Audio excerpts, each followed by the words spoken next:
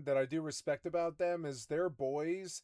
They don't get all angry or like emotional or like kind of like what I would say is like kind of loud. I would say they're not loud people. No, they're kind of like buttoned down, I would say. It's not that like I'm trying to phrase Dom's voice to be more passive. Like there's a literal fight where she is outside banging on his door and this is how he talks. This is his cadence. He's always trying to diffuse. He's never flipping out. There's one part where he does raise his voice at Mackenzie and Mackenzie intentionally records it, but it almost seems like the man is so frustrated. Like he's like, stop, like don't stop, don't talk. Like you're saying disrespectful shit, like stop. If anything comes out your mouth that's gonna be disrespectful, instigating, or anything at all, like I'm whipping this car over, okay? And you are getting the fuck out immediately. I don't care where it is. Do not say anything that could piss me off, okay? You know what the fuck could piss me off. Just don't say a single fucking word. But this fight, it appears that he does not want Kenzie at his house because she's being rude and mean to him, which is completely understandable and a healthy boundary to set. But she argues that he's holding his house over her head and she's not going to let him do that. Which, side note, she does not pay rent. This is not her house. She doesn't pay mortgage. She's not on the title of the deed. It's also not like he kicked her out of nowhere. She could literally just go home to her parents where she should probably be living. Mackenzie escalates the fight. I'll come today and take all the shit I got right out of that house. So she's like, fine, I'm moving out for good. Kenzie, I'm not doing anything. Like, you have been being mean to me and have not stopped since this morning. All you have to do is apologize to me about how you're saying hurtful things. I'm done listening to this bullshit and I'll talk to you when you're in a better state. And no, Kenzie, I'm not holding anything over your head. I don't want you here if you're acting like this. So you're saying that I'm not allowed to come to the place I sleep at every night? No, Kenzie, what? I told you that you can talk to me when you say sorry and coming here is part of it. Yeah. So you're holding it over my head is what you're saying. If you can't apologize or... She's right about this. Like, if she has a fight with him, and it sucks that she's right about this, but it is true. If they have a fight, and where does she go? To her parents' house? Where does she go? She lives there? That's something that does kind of suck for women. Is if they come and share their life with you and their home is where you live and you have a fight with them, where do they go, you know? Realize what you did wrong. I don't want you around me. What we're not gonna do is hold the place that you say I could stay at whenever I want over my head. She starts a video chat. He does not pick up. Mackenzie goes off, to which Dom says, Kenzie, I just don't want you to come here and have problems. I'm doing the mature thing and avoiding petty conflict, and if you cared, you would have stopped too. Kenzie does not listen. He's trying to de-escalate. She says, we're not going to play this game. I'm not letting you hold a place that I live in over my head. You don't even care enough to be replying fast. No, Kenzie, I don't want you here because I don't want conflict and you never said sorry either. I'm not going to apologize for doing nothing and I want to come over to eat, not to talk to you. I'm just going to sit on the couch and ignore you, but there's you holding it over my head again. You can let me come over and eat or you can bring me all the stuff that I brought over to your house and we can be over. Approximately 3 minutes go by. Dom hasn't responded, so Mackenzie writes, not sure why you're being dry and not responding. Dom responds, I mean, you did call me the R word, called me a pig, said a lot of nasty things, and now you want to come eat my food without apologizing. Let me know if you're going to keep holding it over my head or not, because I will just get all the pots and pans and stuff I brought to your house right now. I'm not trying to hold it over your head. If you can't respect me, how do I expect you to respect my house? It's weird. This case proves that women can be killers and they can be kind of bad people. And it's unfortunate. It happens, but it's very rare. For every 100 cases, or sorry, more than that, it's probably like 1 in 100,000 or something, though. It's like 1 in 100,000 cases or something, though. It's not common. He says that there's still coffee on his door from her, which seems like he's saying like she threw coffee and there's coffee on the door. But she ignores that and says, like I said, I will come get everything that I brought over. And holes in my wall.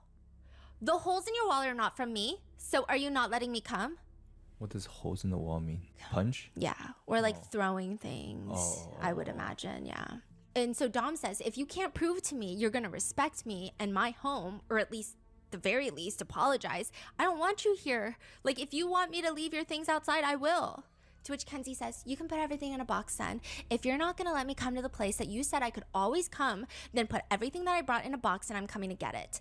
If you're not going to let me stay at this house, then we are done. I'm not going to be in a relationship with somebody that likes to lie and tell me things that are not true. You are making this so much worse. How does she put it on him? Like, someone gave you a place to stay. Now she... This is a 17-year-old girl. She's a child, and you seem to be indicting her for being childish. But as 17, nobody can... Everybody's selfish at this age. Everybody's a dick at that age. You guys seem to want to condemn her like a lot, but I mean, the system did condemn her. This is average 17-year-old behavior. Yeah. They're little pissants. They're selfish. They think they're invincible. Turn it around, make it... I don't that's... Holding it over her head. That's gaslighting. Right? Yeah. It's very manipulative. I think sometimes I do have the problem with a lot of these encounters between Kenzie and Dom being categorized as toxic, in the sense that I do think that if the roles were reversed, I don't know if we would be labeling these fights as toxic. I think we would be much more easily labeling them as completely abusive. Mm-hmm. Like, it's just really abusive. There's not really a lighter way to put it. Mm-hmm. And so Dom responds, Kenzie, you are. Like, all that was needed was a simple apology. You're not making the right decisions or acting normal. So what's it going to be? So are you not going to let me come to the place that you said I could always come? Is that what you're saying? You're treating me like shit. Stop. Asking you questions or treating you bad? What the actual fuck? Like, Dom is like, what the actual fuck? This is your last chance to let me come and eat, or you can put all my stuff in a bin and I'll come get it right now. I would answer right now. She starts a video chat that goes unanswered. She calls again and again and again and again. All my stuff in a bin. She means fill several carloads. Well, you ever had a breakup? She like, put all my stuff in a bin. That's the sign that she's a 17-year-old.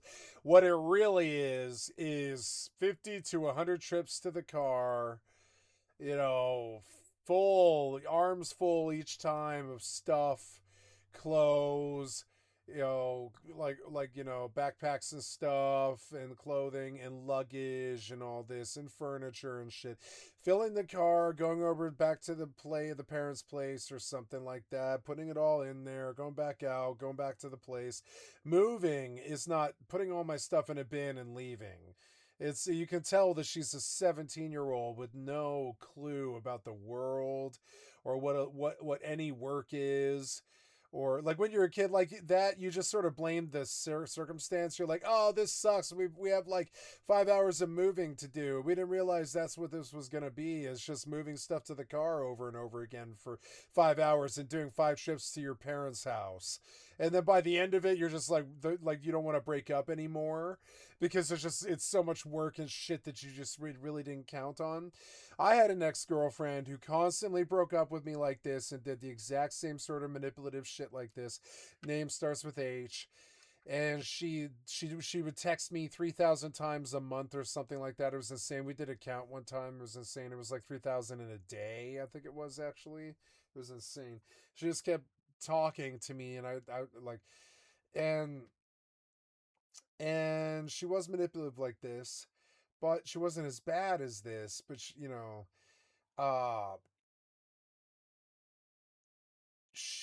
knew that she was doing it, but she couldn't help it. It's just sort of weird. A 17-year-old doesn't know any better. My ex knew what she was doing. A 17-year-old doesn't know any better, so they just think the other person is trying to ruin their life and just wants to fight for whatever they want.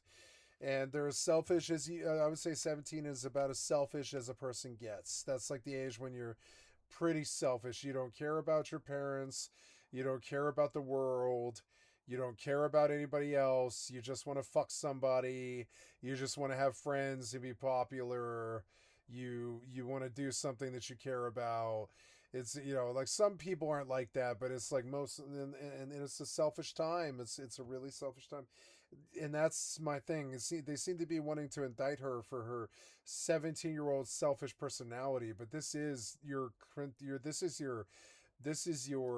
I would say, she's the quintessential one, but this is your average mean girl in the current world today.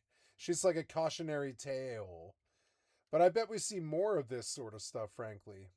and again, and then she These kids aren't getting the attention that they need, and that's why they're killing each other. And that it all goes back to the Mouse Utopia experiments. If these kids had enough money and they had enough interests and they were taken care of in their parents and their interests were fostered and they were monitored and prevented from sending letters to Vogue or Euphoria begging them to put her on the cast and stuff like that. If the parents had actually been there more, I doubt this ever would have happened.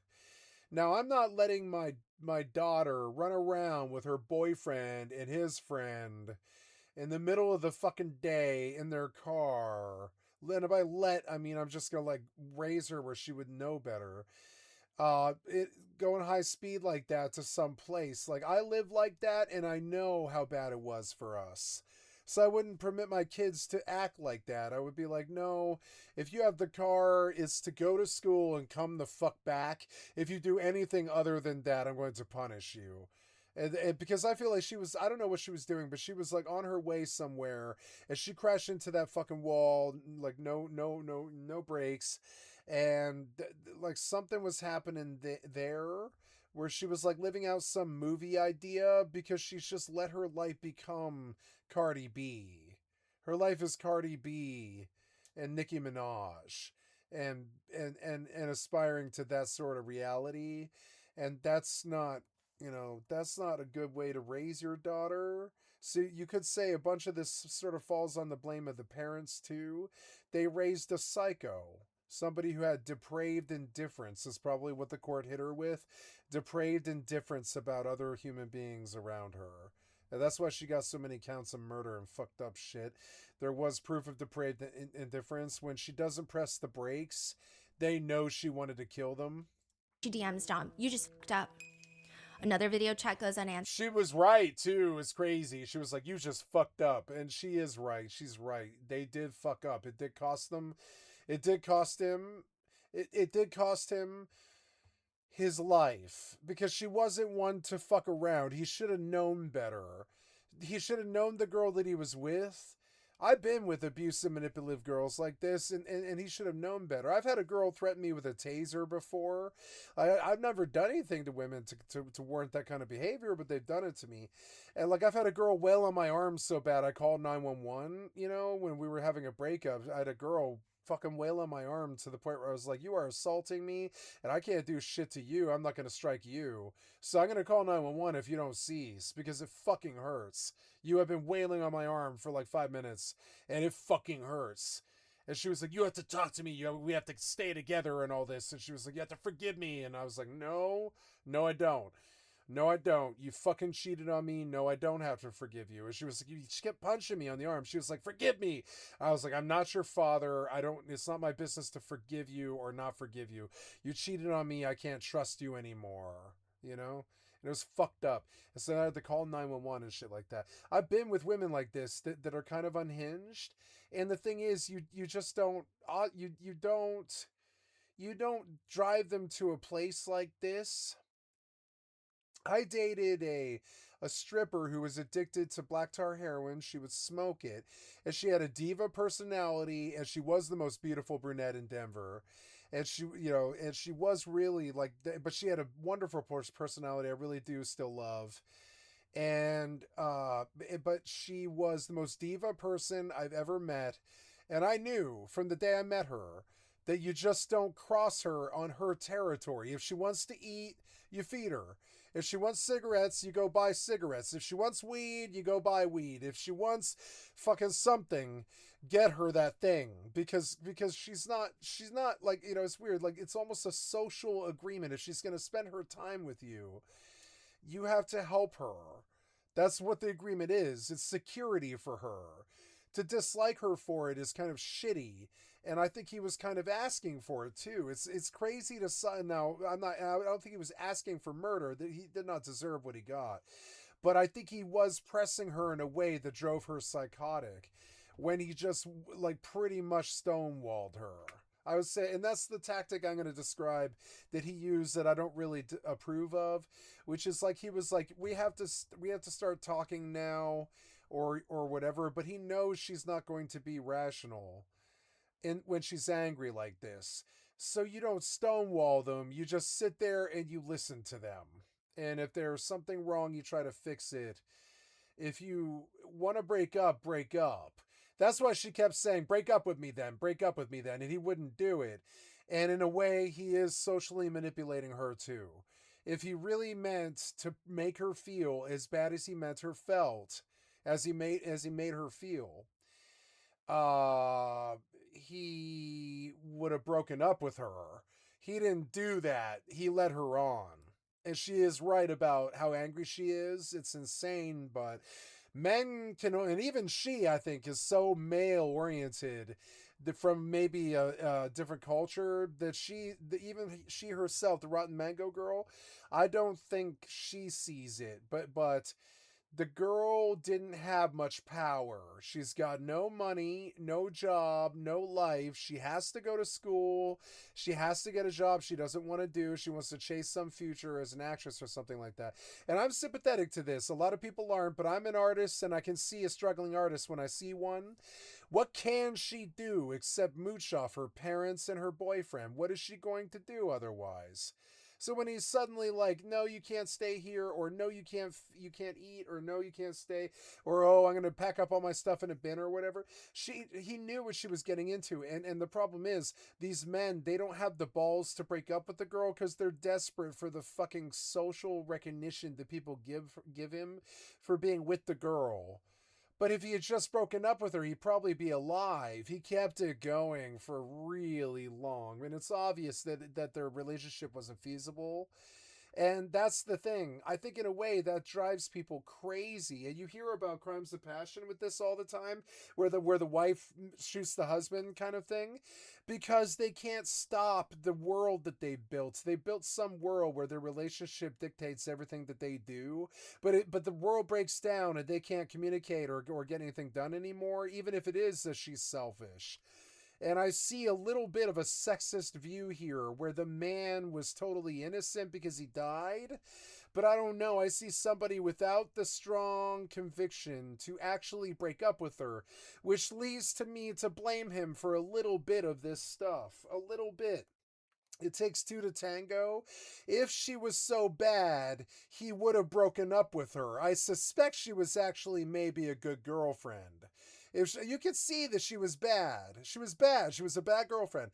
But he never broke up with her. And that's the problem. And she kept telling him, "I'll go find somebody else," And that's the thing. If you're strong enough to break up with them, they let you go. If you string them along for years, fucking with their heart like this, and then suddenly just starving them out in the relationship and just not really being there the way you were before, and you're now like sad that you're with them and stuff. That was in a way like sort of like putting her in a situation where her security is not totally secure. And that's not a good place for a woman to be. She doesn't know if her home's suddenly going to change. She doesn't know if her bread and where she eats is going to change. She's living with you and she's got this love romantic relationship with you, but she's a lazy girlfriend. It happens sometimes. You can't totally blame her for being like really mad at him, because I don't think he had the balls to break up with her. Eventually, I think she probably thought that the car crash was how she was going to pretty much end it, which is insane. Because she kept asking for him to just end it. She wanted it to be him. And I suspect somewhere in there is sometimes a good girlfriend, which is kind of insane. Somewhere in there, I bet she was probably actually kind of a good girlfriend to him in other ways. So it's sort of weird. Or he would break up with her. If she wasn't a good girlfriend, he would break up with her pretty fast, I think. But he kept this going, and I'm sorry, but he doesn't deserve what he got. I'm not victim shaming here. I'm saying that it takes two to tango. It always does. It's not a total fucking thing. Now, what she did is insane. But I get the feeling that had he just broke up with her in these conversations that we just saw from the text messages, he could have just texted her and been like, "Nah, I break up with you. This is over." And she'd be like, what? You're breaking up with me? She'd freak out with him and she'd understand that it was over. But he didn't have the balls to do that. He led her on for a couple of years, I think. And you can't see it from the woman's side because she killed him. But it is this thing where if she was that bad, he should have broken up with her. When he didn't break up with her and kept it going for so long, and it kept her in an abusive relationship, you gotta kind of wonder, is it entirely her fault? Is it? I'm sorry, I'm a man, but I'm a male feminist in some ways like this. Is it entirely her fault? Because I see a little bit of toxicity here on the other side too. Unfortunately, I see a toxic drug relationship. I see it's kind of like that Amber Heard, like Johnny Depp stuff, where it's like I want to believe that she was the one who was wronged, and I want to believe that he was the one who was kind of blown out of proportion. But there was so much shit on both sides that I just don't know. It took two to tango on that one. And defamation was kind of insane, but that's only because they have so much money. But it's just like, I don't think this was totally just, I think the right wing would say that this was just some nutbag woman, but I don't see this as entirely her fault. I see this relationship that drag on for 3 years or something, the high school love relationship that really matters to both of them. And I see all this weird star-crossed lovers stuff and weird stuff of manipulation and all this on her part. But also I see this like weakness in him where he really does love her and like her, and he didn't want to let her go. But the problem is, she was putting him through so much bullshit, he needed to let her go. When he didn't, he was weak. And with a woman like this, if you show her weakness, she's going to eat you alive. Do you understand? She's going to take you for money. She's going to take you for a living situation. She's going to eat you fucking alive. If you show her weakness like that, where you're just like, no, I hate you, but I can't break up with you. Well, then she just stays with you and she uses you. And that's what this was. Eventually, he was probably like, nah, you're fucking my best friend. You're using me, and this is entirely over. When this car ride ends, this is over. She just crashes him into the wall because she's so mad at him that he kept it going for 3 years or whatever it is, that she wants to homicidally murder his ass. But she makes it look like an accident. No brakes kind of looks like an accident, like she was just too high, too drunk, or too crazy to apply brakes. One of the three. And so it's crazy. But she didn't skate. She got the convictions, which is nuts. She's gonna spend her whole life in jail, which is good. It's good. It's what should have happened to her. But is he faultless? I don't think so. I see a two-sided toxic relationship here. I'm good at love advice. I have married people. People have come to me, and I have saved relationships before around my friends and in circles and stuff. I have been a good love relationship person, and I'm telling you, this is how it goes. It's not just her. It's never just not just her. There was problems on the other side too. Answered. You have to. Often it's the other side. Usually it's the man acting like this, but occasionally, very occasionally, it's like the woman's faultless. Sometimes the woman is egging it on too. It's crazy. It's just like insane. Like she'll like threaten him or something. And you hear it come out in the court. I've heard so many DV cases on YouTube and stuff. And you'll hear the stuff that comes out in a bad relationship in court. And and it's insane. Like some of the stuff that women will do to men and men will do to women. It's just insane. And it is kind of, it is kind of both-sided. It's not just this thing about it's her fault or his fault. It's 3 seconds to answer or I'm coming. Of course you would rather me starve. He keeps telling her she's being toxic, but she keeps calling, typing, I would answer right now. Dom seemingly begs her, quote, stop. This is how relationships are, though, but it's not like you can't read between the lines. But what she's really doing is she's trying to give him an opportunity to save it. She's like, can I come over? Can I talk to you? Can we eat something? I'm starving. Will you buy me weed so I can like you again? And can we talk about why I'm so stressed out or whatever? Is she trying to help him?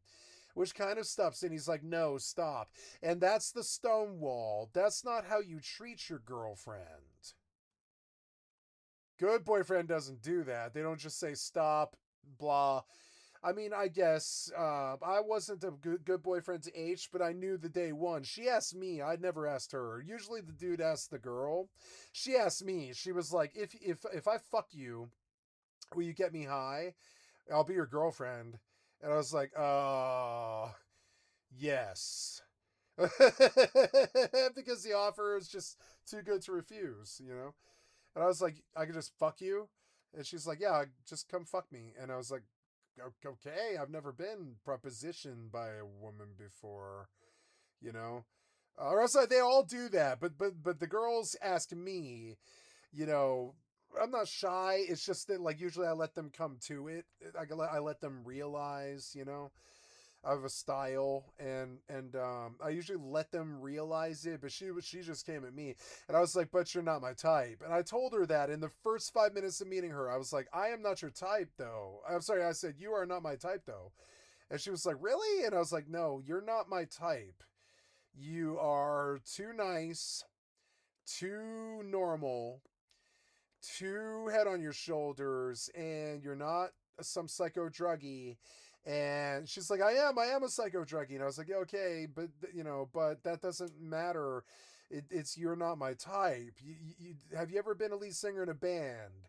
Have you ever been a raid leader? Have you ever been in a high speed chase? Have you, you know, stuff like this? I'd ask her all this weird stuff about me, and I'd be like, that's the difference. If you've never done any of that stuff, then you're not like me. You're not my type. You know? Stop. All the girls I dated have been in high speed chases. They've been in mental institutions. They've been in crazy either fights with the environment or fights with dudes. They've been in like all of them have been raped by either their family or by dudes, and like not by me. And it's just weird. And it's like all of them are like this. All of them were like this in a way. In some ways, they were very very strong willed women, and having been with all types of women, I just sort of I think it's this thing where it's really easy to see one side of this conversation, but I also see a lot of toxic side of it from him too. Because often the girl is actually just wants you to get in the same room as her and then talk to her, but he is stonewalling her. I saw a lot of reclusive behavior and kind of like backing off and stuff. But at 17, that girlfriend, she's high maintenance. And I'm sorry, but that's okay. She's a 17-year-old fucking girl. It's okay if she's high maintenance. That's the most high maintenance B word I've ever heard of in my entire life. Well, no, my friend Autumn was worse. But that's a high maintenance girl. And I'm sorry, but everybody's got their personality flaws. Some people are too stick in the mud. Some people are too loose. Some people are too promiscuous. Some people are too uptight. Some people are too judgmental. Some people don't judge enough. Some people, you know, it's the whole, just like that No Doubt song I sang, a song I sang today about all the different people in the world. All the different people in the world come in so many different flavors and sizes and cultures and executions that you can't really just stonewall the person. You must understand that there's other extenuating circumstances. Like you don't leave a 17-year-old girl hanging ever. You don't leave them hanging. They're young, they're daddy's daughter, they need somebody chaperoning them, they need protection, they need all that stuff. And I don't see that out of him. I see a deadpan sort of execution of a relationship that didn't show a lot of care or love to her, just was a loving boyfriend. He showed love, but I don't see. You deadass have 20 seconds. This is why I'm not letting you come. You're threatening and shit. Now, he has a very fair point, you know? He comes across. 20 seconds. This is why.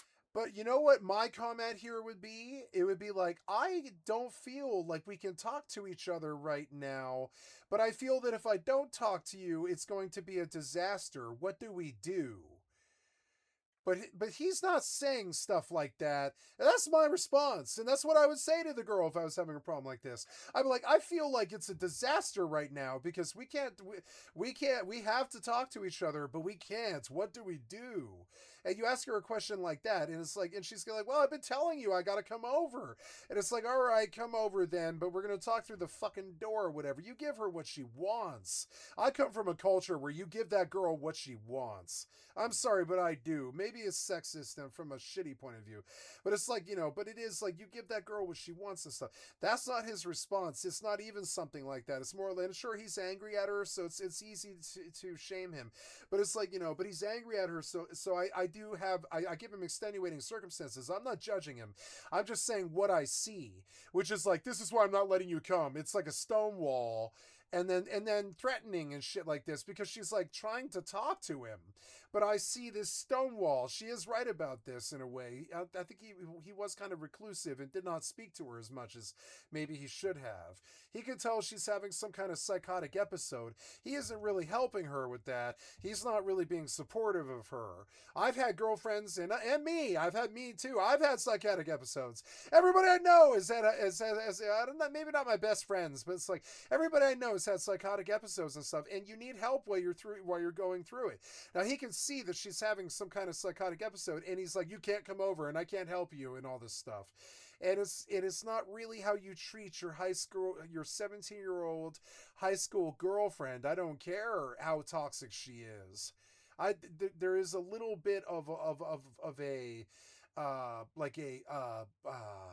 a non-caring sort of like he's reached his resignation thing here.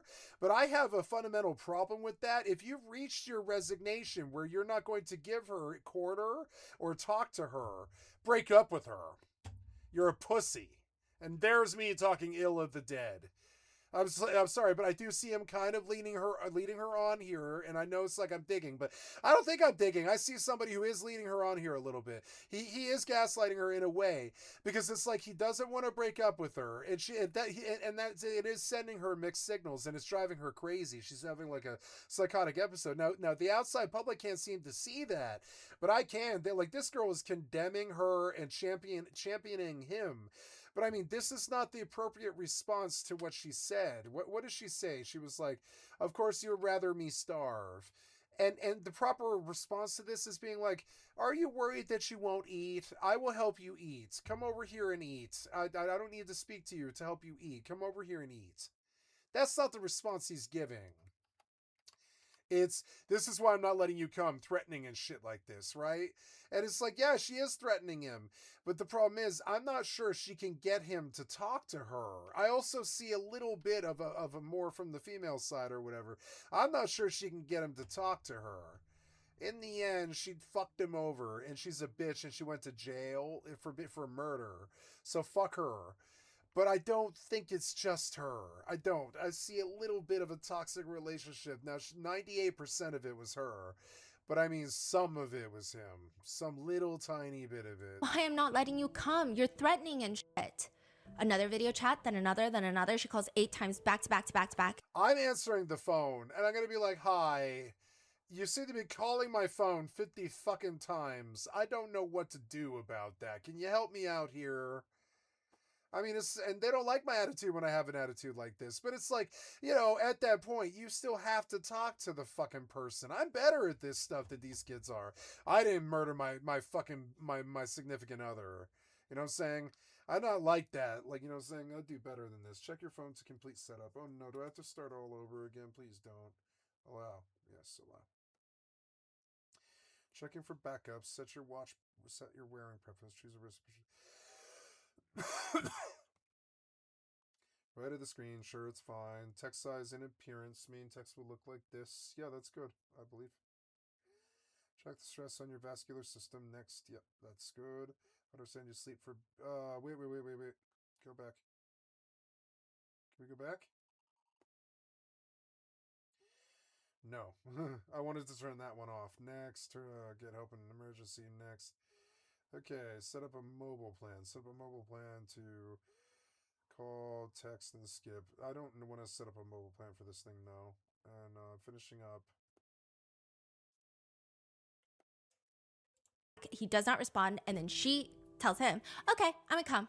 He doesn't respond to more video chats. She says, I would answer right now. Like, I really don't want to end this relationship, but you are not a good person. You treat me like... See, she is talking like somebody who's going through a breakup and is actually trying to get him to talk to her. He's not acting like that. He's saying, you're acting crazy and all this shit.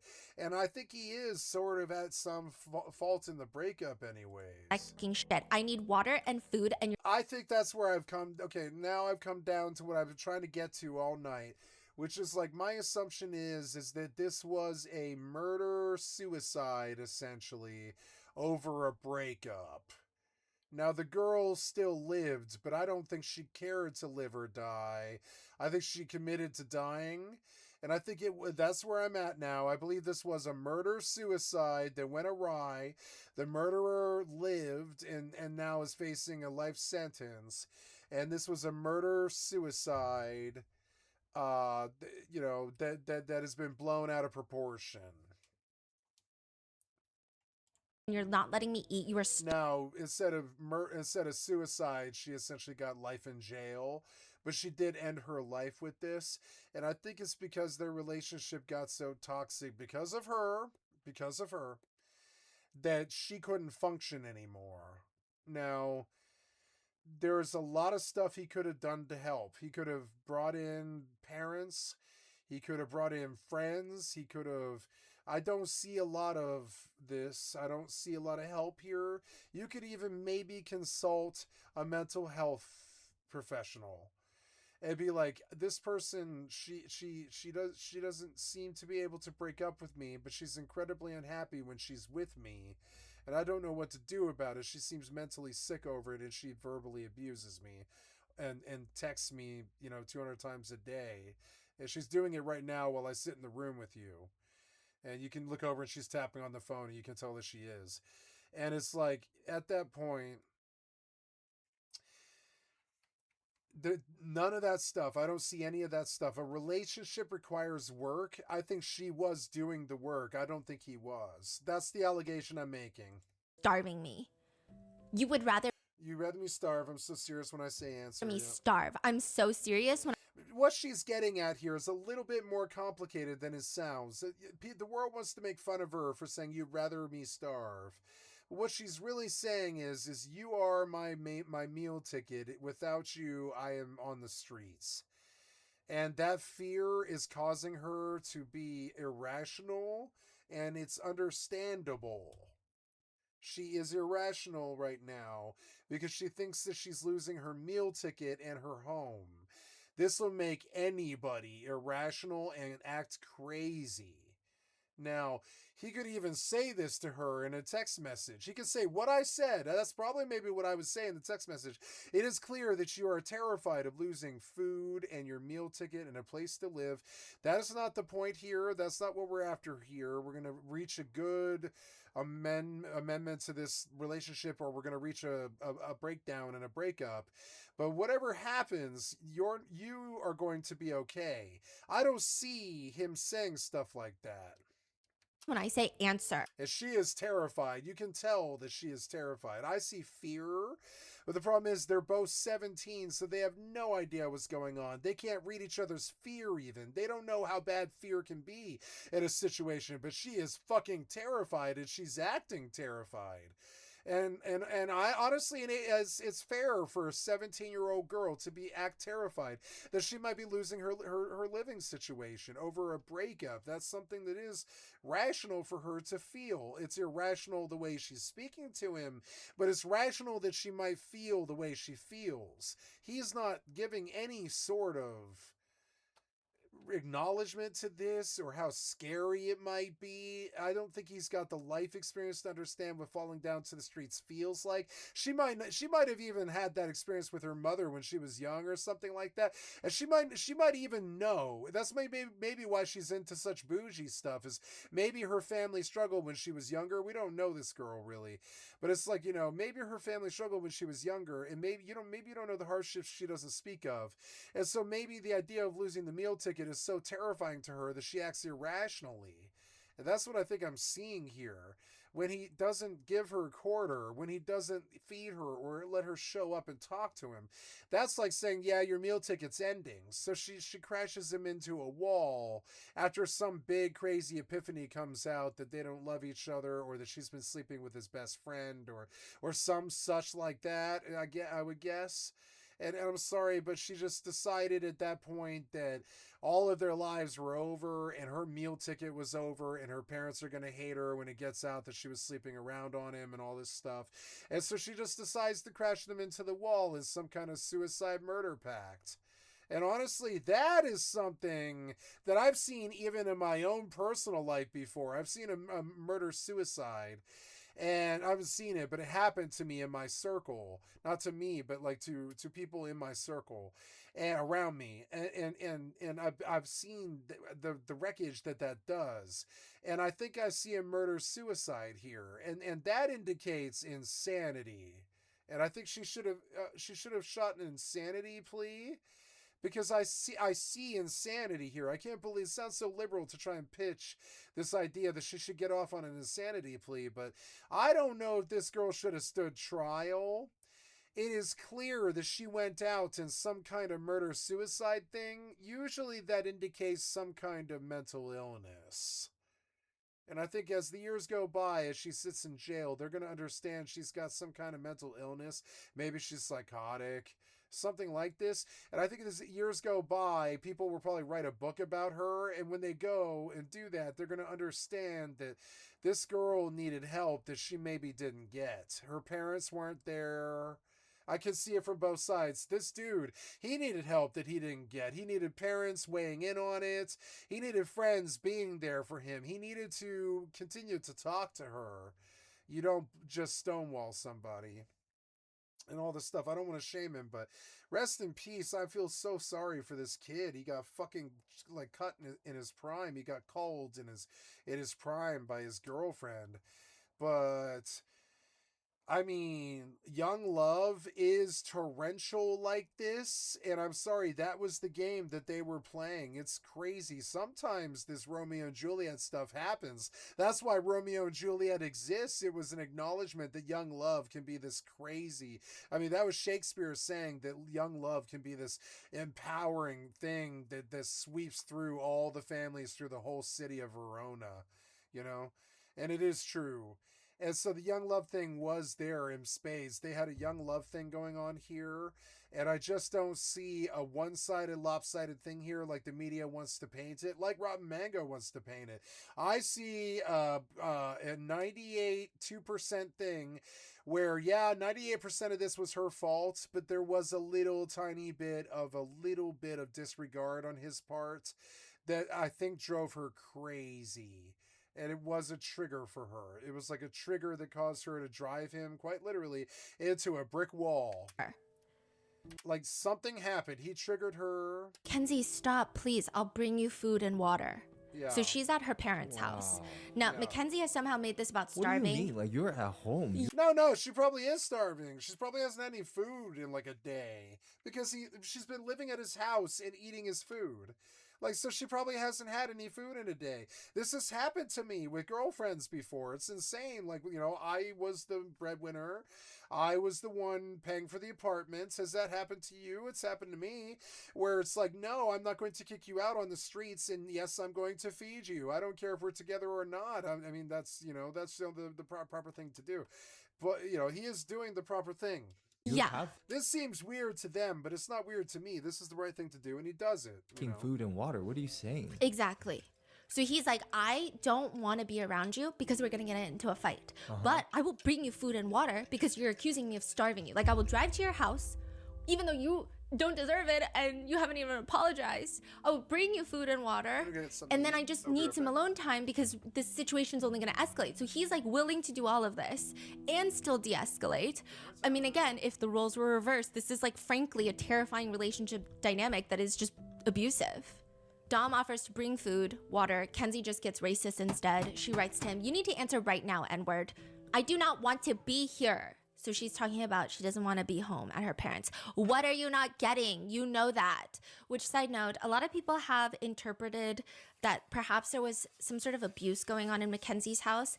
I really, going through the whole FOIA file, there's no way to definitively say that that's not what's happening, but I don't think so. She genuinely hates her parents for 0 reasons. Like, sometimes it'll be, my dad woke me up because he was playing the TV so loud. Is he fucking R-worded? Like, she'll literally be texting Dom that. So where is the parents? How did she become this way? This is crazy. Yeah. And again, like when she is saying in caps, I don't want to be here. I know that a lot of us, maybe from a point of empathy or trying to give people benefit of the doubt or trying to protect people who are 17, it's like, oh, maybe something's going on in the house and she's expressing herself in this really aggressive manner because she just frantically needs to leave. That does not appear to be the case. Like, she genuinely hates her parents because they eat McDonald's. She thinks they're slobs. She doesn't like the fact that her dad plays the TV too loud. He's so dense. Is he slow? Like, she's just, yeah. There's a whole birthday debacle we're gonna go into later. She is like so adamant that she wants to go to Florida for her birthday. I'm just going to give you a recap because it's so crazy. She's so adamant that she's going to go to Florida for her birthday, but there's a hurricane coming to Florida because it's Florida. And she's like, yeah, I don't care. I'm just pissed off. She has her entire family and Dom scrambling to figure out where to go next to make Mackenzie happy. And she's like, you guys are going to fucking fix this vacay. And she's like, she's going off on them. And she's like, Dom, you're going to book me a ticket to Cali right now and fix my birthday vacay. And they're all just like trying to make her happy. The parents are too? Yeah. Why? Beats me. I mean, they're just straight enablers. They're so incompetent as parents. If I was the president, if I ran this world, I feel like they could even be criminally liable in my fake universe because, like, how do you raise someone like this? Yeah, it should be a crime to be this bad of a parent. I think it's like worse. It's like similar to neglect. Like, you are neglecting their capabilities of growing up to be a good contributing member of society. It's just so messed up. So then she's just responding like, what are you not getting? You know that. He responds, then stop being toxic. She does not think that these two things are connected. She writes in all caps, I do not want to be here, so you're going to starve me? Is that what you're saying? Stop being toxic and I'll let you come. He finally tells her, I'm done. So she goes off. Then please just break up with me then. If you're going to sit here and let me beg you for food and water, then break up with me because any good man would never do this to his girlfriend. I would answer right now. You're making this so bad for yourself. Kenzie, now you're being toxic. I said I'd bring you food and water, but instead you're trying to make it about bringing all your other stuff. I do not want to be here. Why are you not getting that? You didn't let me apologize on the phone, and you didn't apologize sincerely to me. Tom is like, I just need 20 minutes. Just give me 20 minutes and stop being toxic and we can talk again on the phone if you apologize and I can let you come over. But instead you just spam me for the last 20 minutes being toxic as fuck. She says, if you're not going to let me come over here, then I'm going to bring all the stuff that I brought home. In a way, you being like, you toxic as fuck is kind of like being toxic to her. She's trying to talk to you, and it's obvious she's got a problem and all this stuff. He's just too young to see it. He's too young to act right. It's our house. You always say that. I'm not letting you hold it over my head when I put in the work to the house too. I'm allowed to go over there and eat when all the food that I like is over there. You're holding this over my head. You're still being toxic. I would literally let you come over right now if you would just stop saying all this toxic shit and just leave it alone for a second and let me brush my teeth and then just call you back and apologize. It's all you had to do. You still have to apologize also. I'm not being toxic. I'm telling you what you're doing. Why would I keep bringing pots and pans and stuff for your house over if you're going to hold it over my head and not let me there? Stop. It just doesn't make sense. You expect all this good when you treat me like shit. You're still doing it. You won't stop. Like, what the fuck? And you're still not apologizing. Dom seems frustrated. He just tells her, let me just bring you food. I do not want to be here. Can you not read? And if you still want me to bring other shit, I'll bring it later. Like, she responds, why are you not understanding that I do not want to be here? Then stop being toxic and arguing with me. I'm going to come over or this relationship is going to be over. I'm not letting you do this to me. Just let me cool down. Just let it cool down for 10 minutes and then apologize. You're not going to hold over a house that we built together over my head. What? Yeah, she's acting like she's fucking Martha stewarding this house. Like, she's done nothing. She also, like, she never cleans. She lives like a slob. Everyone has not testified, but they have spoken up about how she's a slob. Dom tells her, like I'm asking for the bare minimum. Mackenzie responds, and I'm asking for literally 1 peach and water, but you can't even let me come eat. Dom responds in all caps, stop. Why is this making you so mad? I can't ask for food now? So now she's acting like he's like this a threatening, abusive person who's like controlling what she eats. Yeah. I'm about to be done texting you. I told you so many times I will bring you a peach and water. And if you really want, I can bring the rest of the stuff later. But instead, you're trying to say I'm holding my house and food over your head when I'm really not. You just can't respect me and can't stop arguing and being toxic. That's why I'm not letting you over. This is when she finally apologizes a little bit. Not really. She says, obviously, I'm sorry for calling you names. My life was literally going to shit, and so many things were happening, which obviously you don't care about. I didn't mean anything that I called you because you didn't mean what you said. I'm not being toxic, and I'm respecting you. I've done nothing disrespectful except ask you for food. You're still not understanding that I do not want to be here, and you're still offering to bring me food somewhere where I don't want it, when I could literally come there and eat. Why are you doing this? You are treating me like fucking shit right now if this old pattern... It is her home. It's been her home. She should be able to come to her home. And he is playing power games with her home. It is true. is going to keep happening, then I don't know if I can do this Not fair to do that to a girl. Scare her about her stability. anymore. It's not really fair. Dom tries to set boundaries, which like that was not even an apology, by the way. Okay, Dom tries to set boundaries for the trillionth time. You are being toxic by forcing me to do things. I wasn't forcing you to do anything. You could have just let me come over and all of this would have been chill. Like I need food and water so bad you don't even care. Dom responds with what Mackenzie was forcing him to do. He says, you're not letting me get off the phone, not apologizing when I said that all you had to do to come over was just apologize or leave me alone for a little bit to cool down. But instead, you said you can't apologize, and then you said that I have to bring you all your things when I said that I could bring you a peach and water, but I was only saying that because you were going to apologize. See, you're making it a loop because every single time I was telling you to apologize, you were saying no, and then I was saying, well, let me bring you food and water and a peach, and then you were saying, oh, I'm holding the house over your head, I'm holding food over your head, when all I wanted was an apology so that, you know, for you to just come from you to keep saying, but then you keep saying, I don't care, that you just need food and water, but I've been trying to bring it to you this whole time and you just keep arguing with me. See how you're still being toxic? So he's like finally like letting it out, okay? He's like, we're just going in a loop. And I think that's why the message is so confusing, because he's like, I'm living in a loop. I don't even know what's going on. Like, this is what you're forcing me to do. And after all of that, because he's like, all I wanted was an apology. Like, that's the crux of his feeling. He's like, I just want you to apologize for being toxic, which is completely reasonable. Mackenzie responds, did you not read my apology? Like, what the fuck? Like, why are you acting like I didn't apologize when I literally just said? She sends a screenshot of her half-assed apology just 2 seconds ago and then sends it to him. You could have just read that and understood, but I guess not. Dom is so confused. He says, you didn't read anything I said. You apologized for calling me names and then continue to be toxic. So you're not gonna let me come over now when I literally apologized? Dom clearly doesn't feel heard and his boundaries are still being crossed. He writes, quote, you apologize and are still toxic. She flips out. Like, what is going on? Why aren't you letting me come and eat? She keeps doing this until finally he texts her, fine, come eat. Are you sure? Yeah, just don't be toxic. I was never holding anything over your head. I said I'd bring you food and water. I said leave me alone for a sec and apologize, and you could come over too, but you didn't leave me alone. She's acting like somebody who's very poor and needs help. I do appreciate the apology you did make, though. It's not like she needs him, and that's a codependent, shitty relationship. It sucks. He should have broken up with her. About who's right or wrong. When he doesn't, she gets the signal that she has to like make demands of him. It's about understanding and growth. This is what Dom says, and this is from May 23rd, 2022, just 2 months before Dom is killed. Since Davion is no longer 18 years old, his parents felt that he was ready to be taken off their Life 360 app, which is the app like your parents can track the kids' locations, whether or not they're speeding or they're driving or if they're in the car right now or if they're walking. But instead of just getting rid of the app altogether, Davion instead connects it to his friend group. So he has a tight, close-knit group of friends and they all share each other's Life 360 apps. Really? Wow. I guess it's like, you know, Find My Friends. You just want to make sure everybody's safe. You want to track everybody's locations, make sure that everybody is...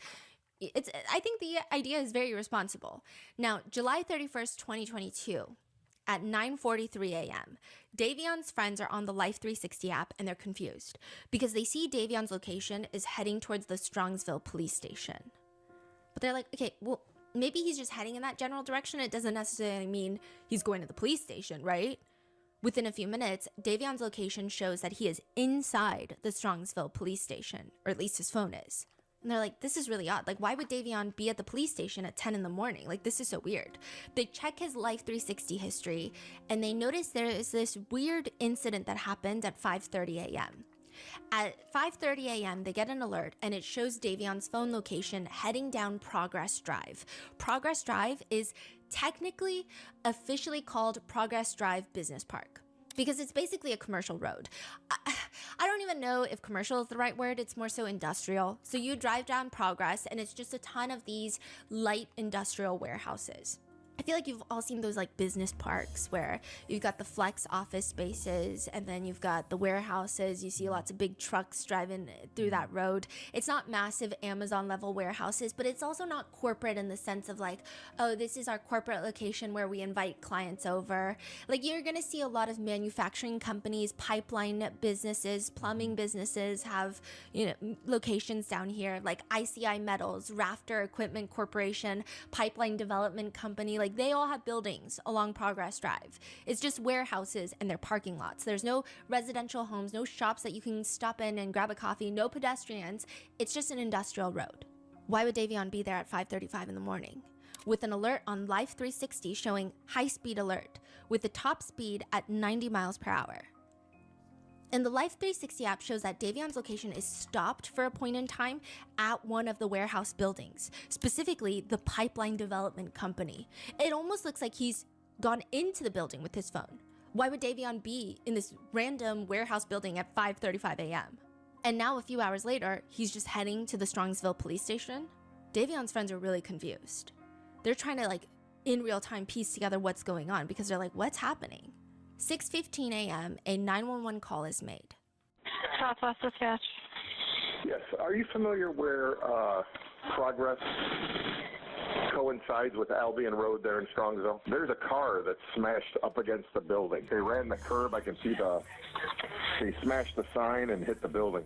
There's a car that's smashed up against the building. I didn't go up to it because I was on my motorcycle. I don't know if I'd get stuck, but they ran the curb. I can see they smashed the sign and hit the building. The car is trashed. That's the direct 911 call. When the first responding officer arrives at the end of Progress Drive, so this is kind of a dead-end zone.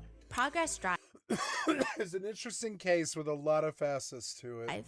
You make a right turn from the main road of Pearl, and you make a right turn onto Progress, or at least that's what Mackenzie did.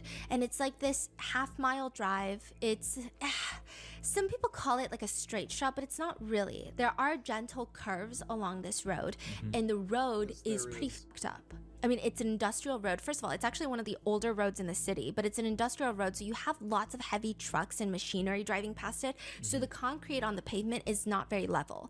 And I guess the city is thinking, well, we don't really have a lot of people driving through this. This is like an industrial area, and it's probably going to get messed up anyway, so they haven't really fixed it. So it's kind of a bumpy drive. It's not a drive where you can just kind of wing it. It's like you'd want to have good control over your car. Now, at the very end of Progress Drive, there is like a dead end. So you keep driving down Progress, and then you're going to see grass, a sign for the pipeline company, and then the red brick building. When you get there on the road, you can make a right or a left. So it's a T intersection. Oh, I see. But you cannot keep going straight because that's where the red brick building is. But that is what Mackenzie's black Toyota has done. It has gone straight, essentially flying through the building sign, through the grass, and jamming the car straight into the corner of this warehouse building. The car looks obliterated. You can hear the officer, the first responding officer through the body cam, starting to freak out, and he's going straight into work. He is booking it to the car as quickly as he can. He's panting. And as he's running through the grass, you see that there's just massive chunks of this car and debris scattered all around. The car accident looks the car crash looks less like a car crash. I say accident because he doesn't know what's going on. So to him, like, he's responding to a car accident. It looks like a bomb went off. The car looks like it exploded. The only way to convey the extent of the car's state through words is it looks like the front passenger side of the car had been run through a hydraulic press. It's just like smashed, disintegrated.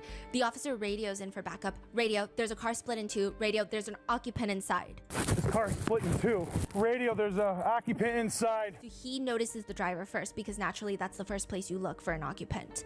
Send us some squad now. We gotta bust the window out. Send us some more units. This is not a fresh accident either. She's been here for a while. He sees initially just one person in the car. Then he radios again. We got at least 2 occupants in here. No one's moving. Oh my God, times 3. Radio, 3 occupants, no one's conscious, no one's breathing, and they start freaking out. Radio, we got at least 2 occupants in here. No one's moving. Oh my God, times 3, guys. Radio, 3 occupants. No one's conscious. No one's breathing. Who can hear my voice? There's banging, he's like screaming, who can hear my voice? Radio, we're gonna need full extraction, all 3. And Get the jaws of life. I love that. This is a jaws of life. This is why we had the jaws of life. You guys ever seen a jaws of life? It's actually so cool. It'll saw a fucking car in half in like 10 seconds. Jaws of life. It's so fucking cool. And this is one of those situations where they might need to cut the door away to get the poor girl out of there. She's a murderer, but she is still in one of the most terrible car wrecks I can think of, you know. So get her out of there. So you can prosecute her. You know, get her out of there so you can prosecute her. But anyways, get her out of there. What am I looking for? I have to make sure I'm doing things correctly here. So, yes, you are fighting. And I want you to assist me. And I will just keep doing stuff.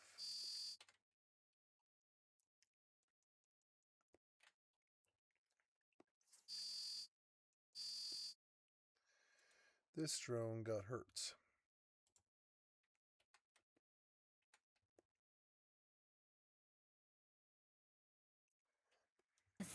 Like this. Oh, yeah. So, jaws of life, right? So, this is a jaws of life. What are these giant claws, and how do they rip anything they touch open? These are the jaws of life, a tool used by firefighters and first responders to open Get the jaws of life. It's such a cool thing to say. It's like such a badass thing to say. We need the jaws of life. And that's what this situation was. Like, I swear to God. Like, she's in a jaws of life situation. saying like, holy shit, this is bad, guys. They're all pretty young. Now, upon first glance, the front passenger side where Dom was sitting has a lot of the impact. There's a video of the car, and the video is taken after the car is taken to a separate lot. And the front of the car, I was almost confused, like, am I being shown the wrong car? Like, are they gonna move to show me the black Toyota? No, that's what the inside of the car looked like. She was lucky to live. That's why I'm like, I think this was a murder-suicide. It was like a murder-suicide. It's really bad. She deserves life in jail, but it was also a suicide. She wasn't going to, I don't think she was expecting to live this. Because the front Like, live through this, and now she is. of the car looks white. Because it's not like it's a half paint job. It's the front of the car had been disintegrated where all you can see is metal. That's it. Yeah. The officer doesn't have anything hard to smash open the windows. Like, No, he needs the jaws of life. Get the jaws of life. I wish he had said that into the phone. It would have been like, this is a jaws of life situation. He should have said it immediately. I wanted to hear it. I was waiting for jaws of life. I kept thinking like, oh, he's gonna ask for jaws of life now from the 911 operator. But he should have said it like as he ran up. He'd be like, bring me the jaws of life now. That's what I would have said. And I'm trying to save the life, not stand there. I would have known it was a jaws of life situation running up to it. I would have been like, get me a jaws of life down here now, stat. It sounds crazy, but I mean it. Bring me a jaws of life down here as fast as fucking humanly possible, Jane, or whatever your dispatcher's name is. Hey, Jane, get me a jaws of life too. It's one of those situations, jaws of life. It's very rare, but when it does happen, you need it.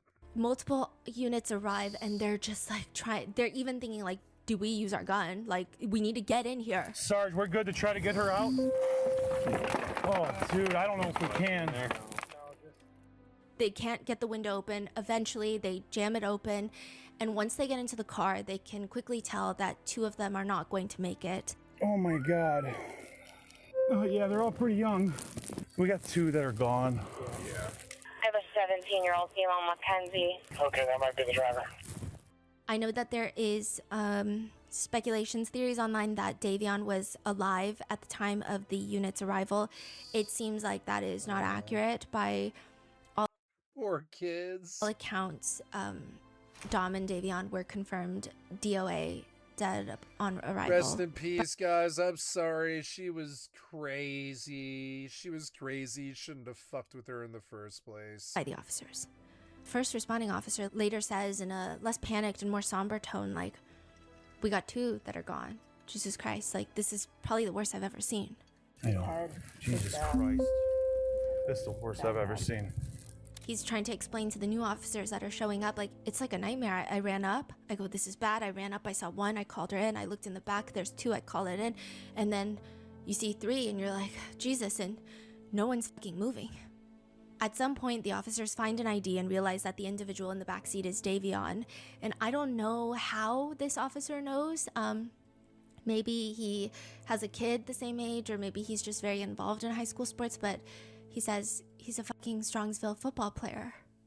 No, he knows the local football team. Yeah. So they mention that he's a running back, and the officer walks to the back seat of the car and taps on the metal and says, "Rest in peace, buddy."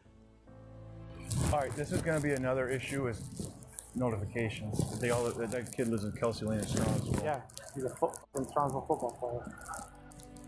Rest in peace, buddy. The first responders, they arrive and they inform the other officers at the scene, contacted the coroner, they're on their way out. And just to add to the chaos, there's wind and debris being thrown about because a life flight has landed to take the only person that has a pulse into this flying ER to the hospital. Oh, that's 10 grand right there. That's another thing she did, is she got a $10,000 helicopter ride. Day after the crash, That's probably fun for the family. police are knocking on the door to the hospital. No regard to even her family's well-being, right? Because the family has to shell out all that money immediately, pretty much that day too. Hospital room with the only survivor, Well, not that day, but the bill hits. and that is Mackenzie Sharilla. She has They had to air chopper you out. 3 broken ribs, a lacerated liver, kidney, damaged arteries, a broken femur above the knee. Her legs and arms are in casts. She has a neck brace on. She does objectively look messed up, but she's alive. She's the only one from the car that is alive. And by this point, her parents have told her, they say that they told her that her boyfriend Dom and Davion had been killed.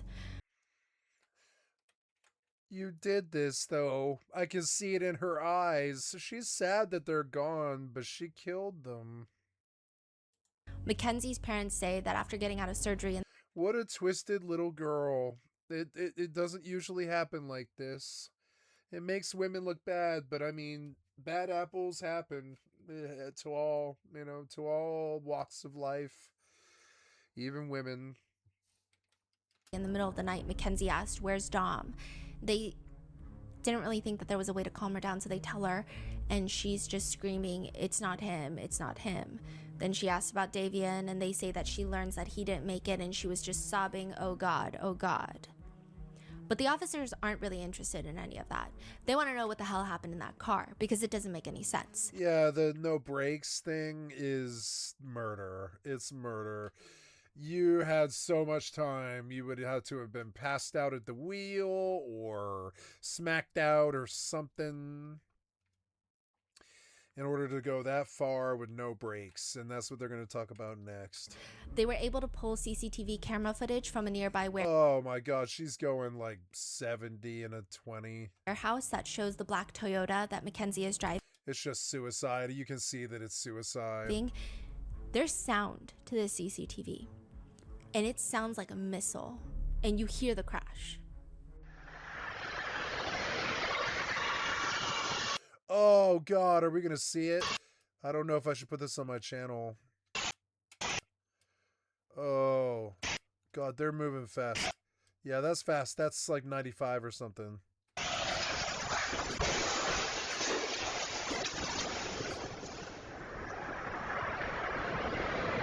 She was suicidal.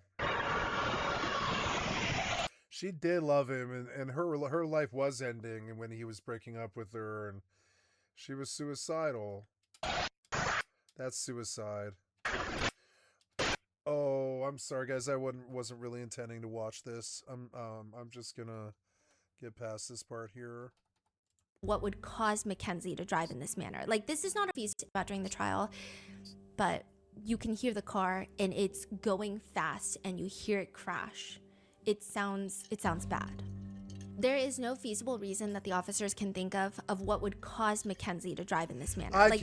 You can't think of it? I can. She was suicidal and she was murdering them.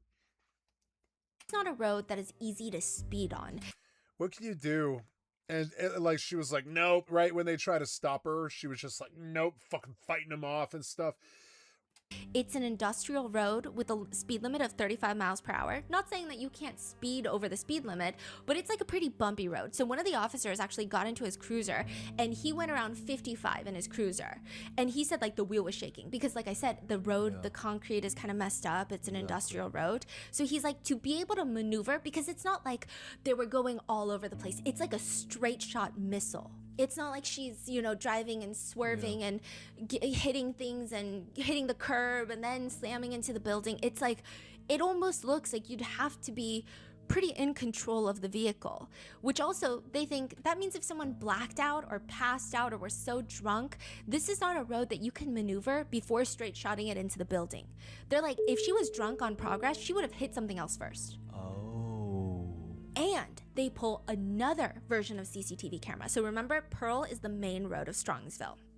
Progress, you turn right. Yep, in order to get it happen, she probably didn't warn them. She was just like, I'm speeding up. And then in her brain. And then she stepped on the metal and they were like, huh? What's going on? What are you doing? Why are we going like 70? Why are we going 90? Why? And they're like freaking out. And they're like bracing, like, what's going on? Right? And she's like, just quiet. She's probably dead quiet. And she just steps on that metal all the way to 100. And when they start to reach for her, she's like, fight them and stuff. And that's probably when the wall hit. Because it was like, what, 4 seconds? It was like 4 seconds. They probably didn't have time. Make a right onto Progress. Yeah. They pull CCTV camera from that road. And Mackenzie, when she does that right... We watched this a couple of weeks ago, and I've been thinking about this a lot. Turn. This whole turn that she does. Her blinkers on, she slows down, and she has a controlled right turn. And then within the span of like half a mile, suddenly she loses control of the car. And then No, she pedals to the metal and doesn't warn them first. And speed shots it almost 100 miles per hour straight into the building. Yeah, it's murder-suicide. Like nothing makes sense. I think initially when the police got makes there, sense to me. You don't think it's murder-suicide? It's clear. She woke up and she's like, "Wow, I'm alive." Well, that's what winners do. And she's just like, well, I guess I was a winner in this situation or whatever because of the three of them she lives or whatever. It's just insane. How does she live? They all face the same car crash. The driver is the one really at risk if you think about it, because the back seat's got the front seat to deal with. The passenger has the dashboard to deal with, which is pretty harsh. It's fucking shitty. But the driver's got the steering wheel to deal with. And I don't know how she didn't have a lot more damage and broken bones and stuff. She should have had like 50 broken bones. Something about it. She was braced. She was braced for it. She knew it was coming. They didn't. Thinking, okay, young kids, we found shrooms on Mackenzie. They found a quartz Ziploc bag of shrooms on Wow. Mackenzie's person. See, they're like these druggy kids. She was probably really was high. Maybe she didn't. Did she do the blood test Along with a digital scale? So they're thinking maybe this is impaired driving. Did they run a drug test at the time of the accident? Did they find that she was on drugs when she drove that car?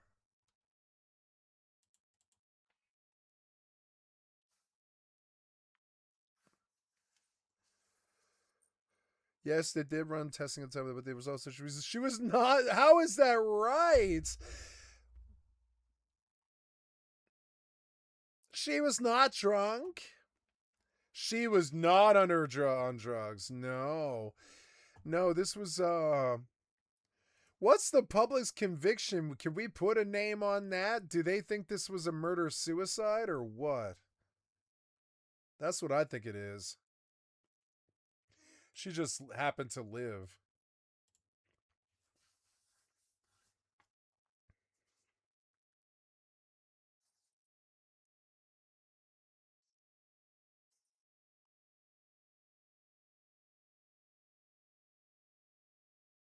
Oh, that's what the state argued, huh? And what the judge ultimately validated, huh?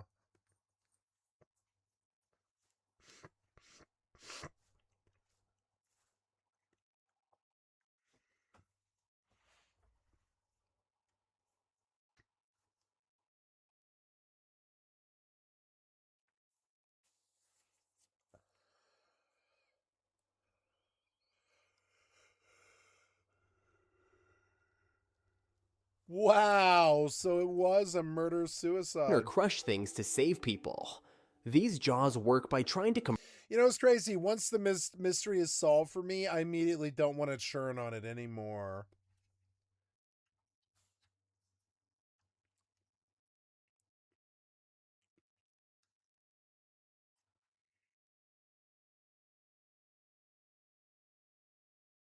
"500 Teens Trapped on an Island with a Madman."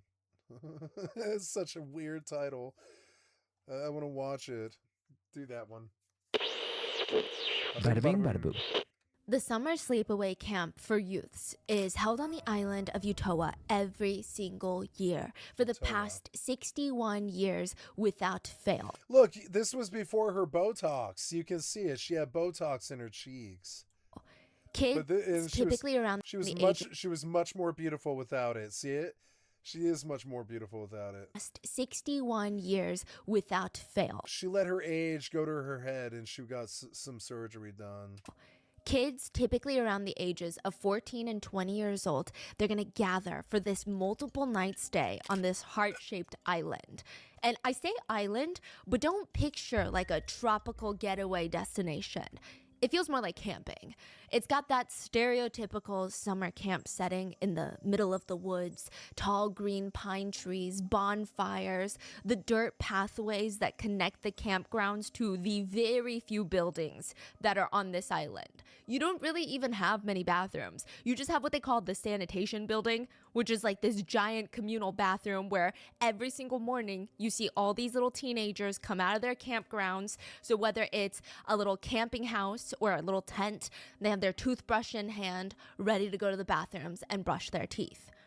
During the summers, it's always raining, or it's like drizzling. So you hear that tit-tit-tit-tit on the tents, and you likely need 3 bottles of mosquito spray on you at all times.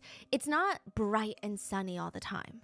Now, the island itself is relatively small. It's about 26 acres, which, to give you a comparison, a visual comparison, that's about 2 massive stadiums combined. The Yankee Stadium, for example, is a good comparison, 2 of those combined, or 15 football fields connected to each other.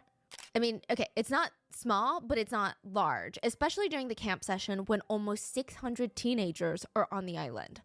The teenagers are there, the adults organizing the whole camp, the camp counselors, guest speakers that come and talk to the teenagers are there, and there's a lot of action going on. But these teenagers, they've got energy. Even after a full day, jam-packed itinerary, they're like, we gotta play some games at night.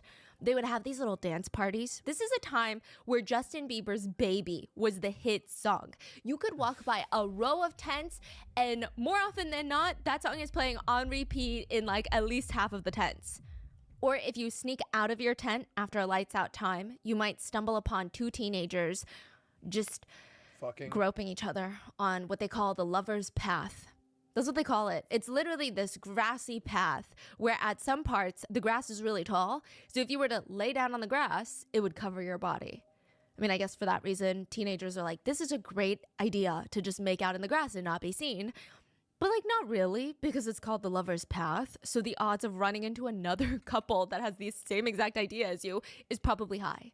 But when they're not trying to make out, the campgoers would come up with very unique ways to stay excited.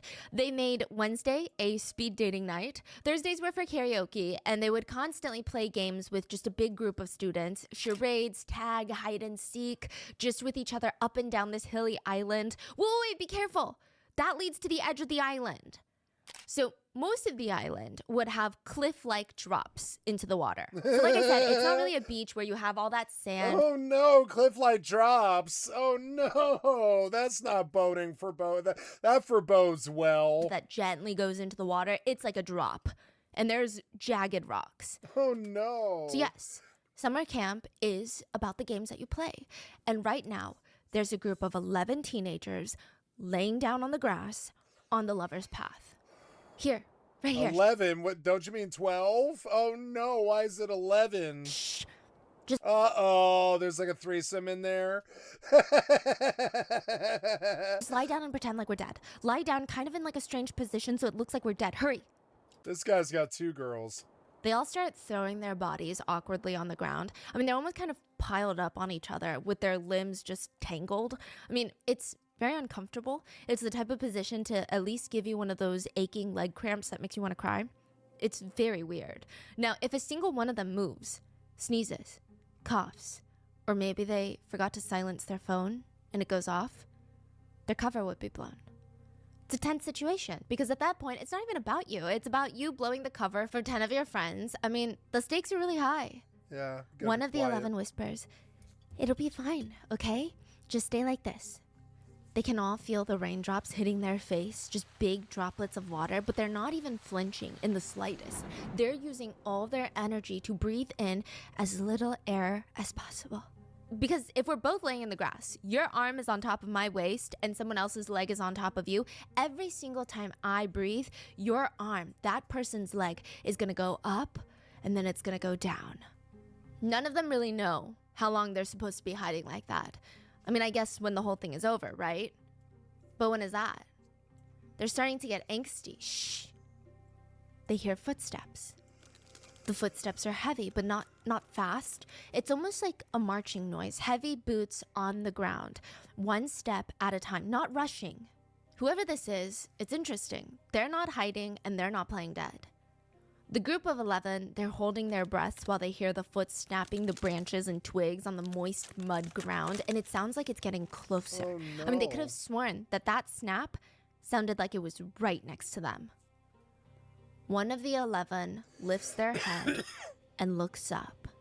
They see a guy, maybe early 30s, blonde hair, blue eyes, staring straight at them. His face is empty. He doesn't even look confused, like why are there 11 teenagers just laying in the grass like that? He just looks like he's analyzing the situation. He slowly raises his hand, and in his hand, there is a gun. Oh no. And he shoots. What? He fires over and over into the human pile on the grass. Oh If my one wasn't god, that's what he did? Oh my god. Not yet. They were underneath friends who had been shot, and their It's a Son of Sam. blood was soaking into them now. One boy kept begging the rest of the group, "I'm dying. Please help me. I think I'm dying." Nobody could help him. They're all dying too. Out of the 11, only one would survive. 10 from that group would die. Oh my god, that's one of the most terrible things I've ever heard of.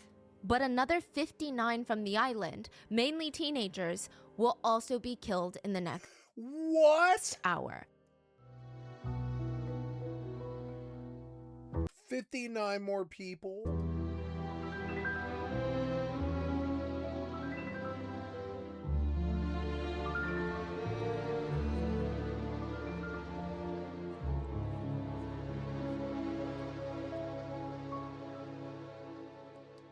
We would like to thank today's sponsors who have made it possible for Rotten Mango to support the Child Advocacy Network. Fucking shithead. They provide collaborative intervention services to child abuse victims and encourage them to embrace a future driven by hope. This episode's partnerships have also made it possible to support Rotten Mango's growing team of dedicated researchers and translators. And we would also like to thank you guys for your continued support as we work on our mission to be worthy advocates of these causes. Now, as always, full show notes are available at rottenmangopodcast.com. There is a documentary out on this case that was quite insightful. There is a ton of articles and written deep dives, but probably the most invaluable source for today's episode is a book on this case titled One of Us, the story of Anders Breivik, written by Asni Saarstad. She is this Oh, this was Anders. Oh, this was the Anders Breivik guy. incredibly talented investigative journalist that has won numerous awards for her focus on young women's stories, typically in war-torn countries. She poured through the court documents, worked directly with the survivors, victims' families, and she was dedicated to unpacking every single layer of this really twisted, really sick story. The book is incredibly well written, and by well written, I mean just like gut-wrenchingly painful to get through because of how emotional it gets and how raw it is. And additionally, we did most of our research with Norwegian or Swedish articles. So as always with international cases, please let us know in the comments if there was anything lost in translation, miscommunicated, or any additional information that you might have. One big disclaimer, today's case involves a lot of heavy subjects that I think can inevitably turn very political very quickly. There are references to domestic terrorism, racism, Islamophobia, political opinions between who the perpetrator views. So this is my new Samsung Galaxy Watch, and I really like it. I like it a lot more than the iWatch immediately. It's much easier to read. It's much easier to use. It's round. The other one was square, and I didn't like the square design. And it's got cool. It's functioning faster. Yeah, and it's got a cool watch face to it. See the watch face? It is kind of cool. I like digital watches. I always have, but this one's like a cell phone watch. And yeah, why not give us cell phone watches, you know? As a concern. And it reads like all my biorhythms with the green stuff underneath and all that. So it tells you if you have blood pressure issues, and it tells you how many calories you burn. Conservative or a liberal. I know it's a lot. Please view this at your own discretion and prioritize your health and your peace. So with that being said, let's get into it. Have you ever heard of the Eye of Providence? I mean, maybe you haven't heard of the term, but the minute that I describe it, you're going to be like, oh my God, why does that sound so familiar? Where have I seen that? I feel like I see that all the time.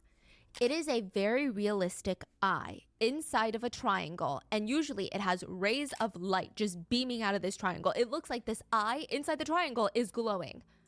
Like Illuminati sign? Yes, I mean Illuminati, right? But where do you see it all the time? Like you don't go to hang out with Illuminati people or Illuminati clubs, so where would you see this? Because you see it all the time. The dollar bill. I don't think I see it all the time, do I? Yeah, you do, the dollar bill. It's on the back of a $1 bill. Oh, that's right. Okay. USD. And a lot of people are obsessed with it. It's really common knowledge. Of course. Now, technically, to a lot of people, the eye is supposed to represent the all-seeing eye of God. It's a symbol of divine providence, meaning the creator... I've always thought of it as the eye of Horus, and it's like the Palantir of the gods. Is watching over man and all what she's saying, kind of. Man's deeds. A reminder for a man to be humble and that there is a higher being. Like, it's a reminder. Mm-hmm. But others say... No, it's just creepy. It's a conspiracy. It's Big Brother. They're watching us. That's what that means.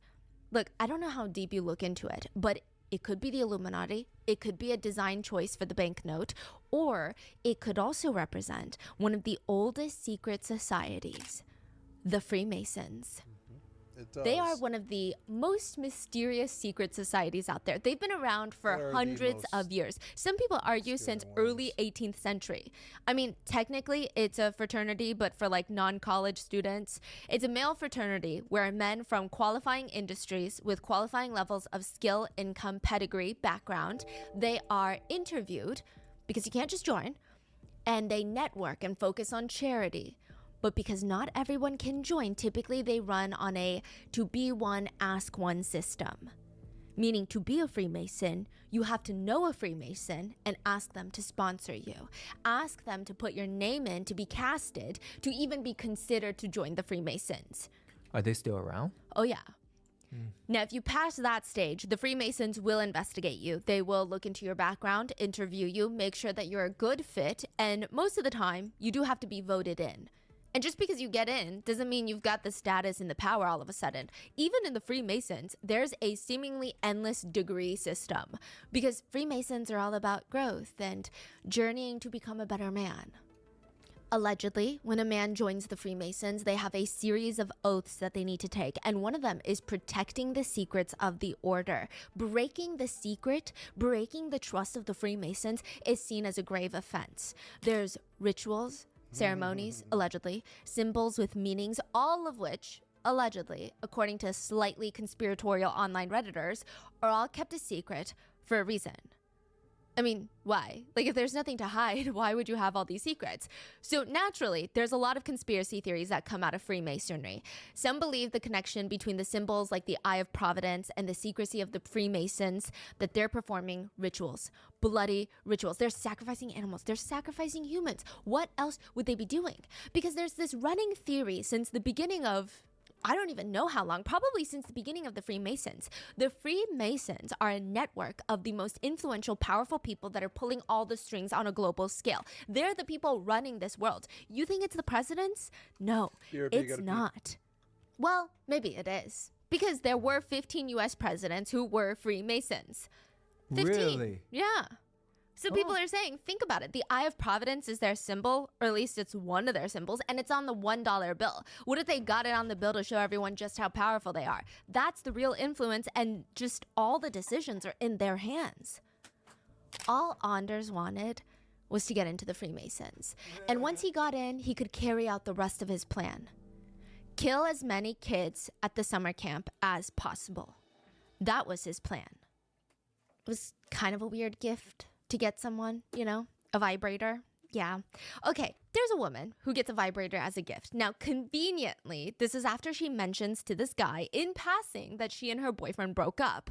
I mean, what kind of message is he trying to send her by getting her a vibrator? How is she even supposed to react to that? And then to make matters worse, every time he saw her after he gifted her that, he kept asking, did you use it yet? It was just a lot. I mean, what is she gonna say? She's starting to feel alarmed about the whole thing.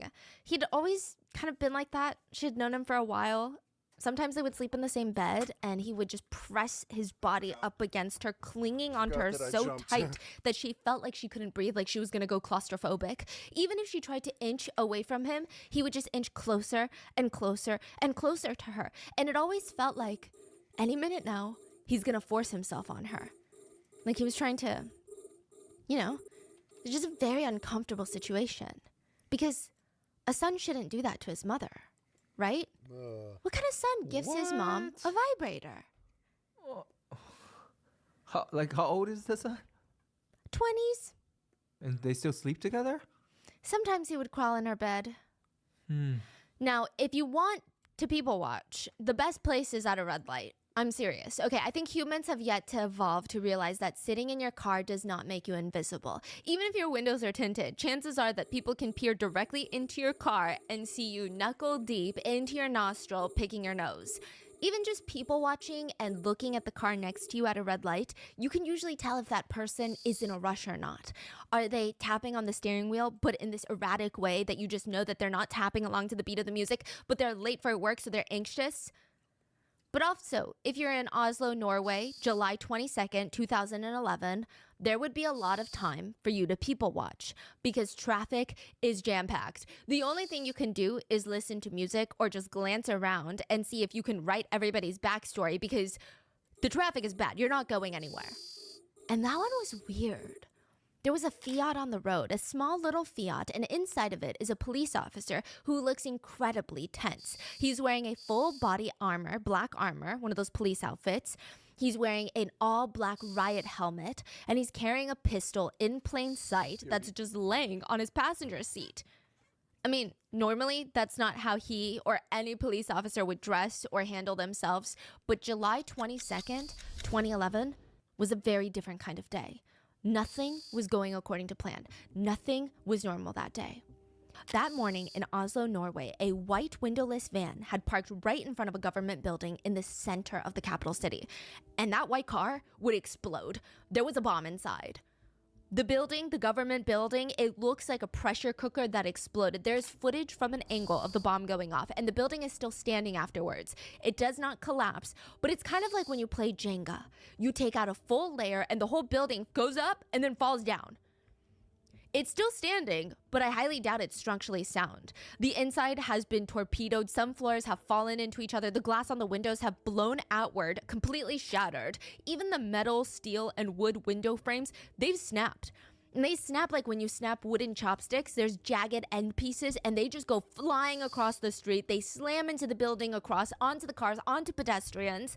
The AC unit on this government roof is blown off, and it just goes flying in the air. There's debris and roof parts and construction parts everywhere. There's smoke coming out from that government building, and it looks like all the civilians had woken up in the middle of the night, came out, and looted the entire city. That's what it looks like. There's just dust. There's chaos all over the streets.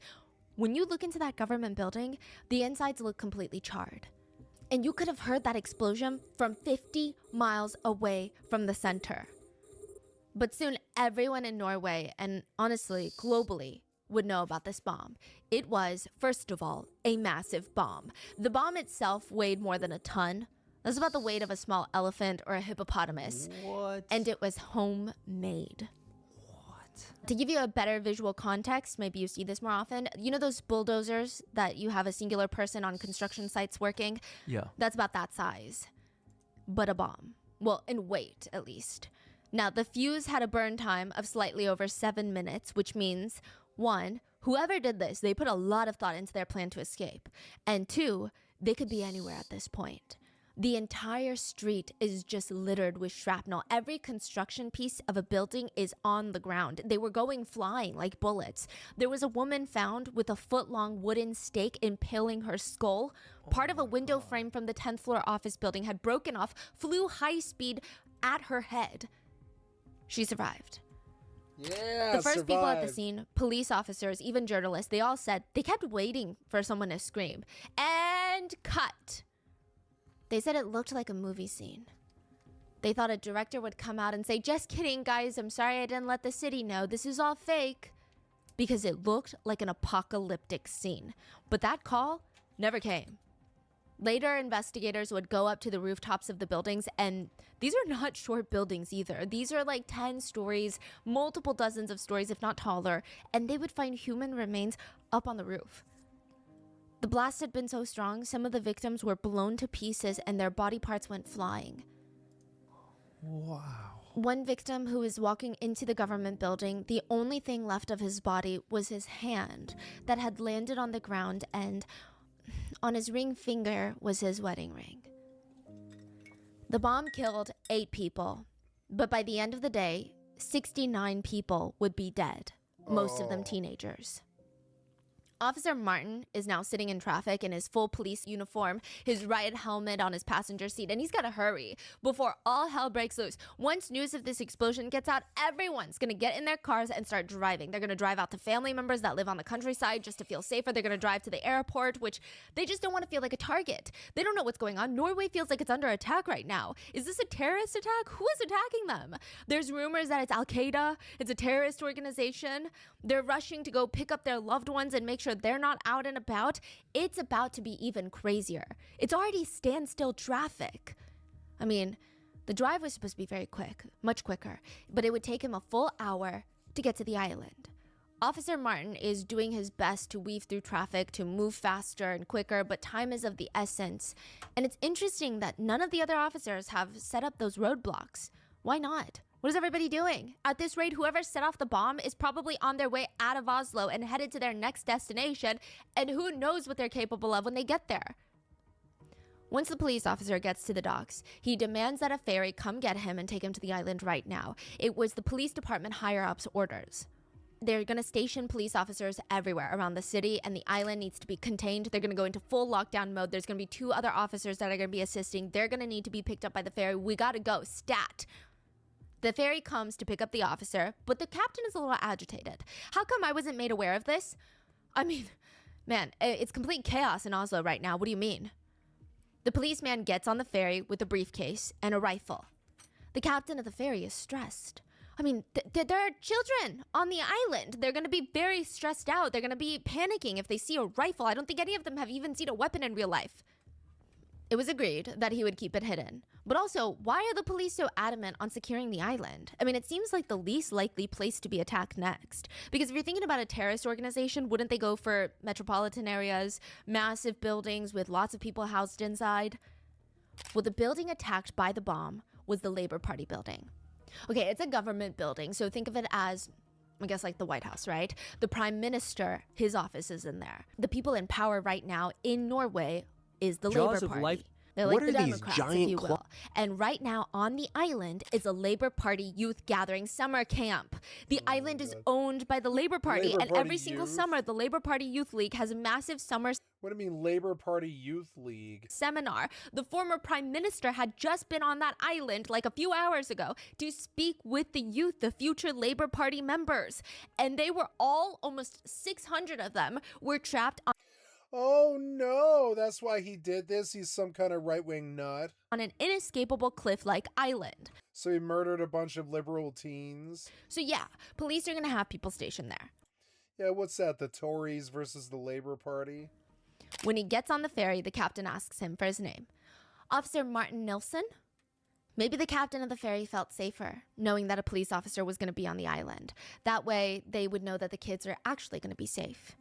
Maybe in the hectic chaos of things, there was almost a moment of relief, maybe.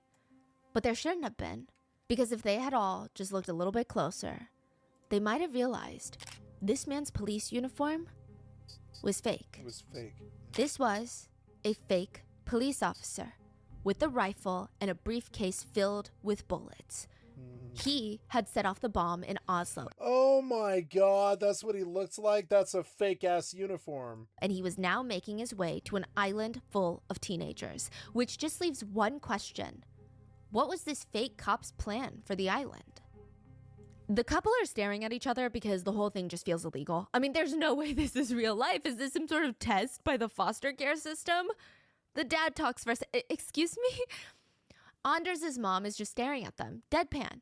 Yes, like I was saying, could you please just let my son touch your private parts on the weekends? Wait. Let my son What? touch your private part? Yeah, these are potential foster parents.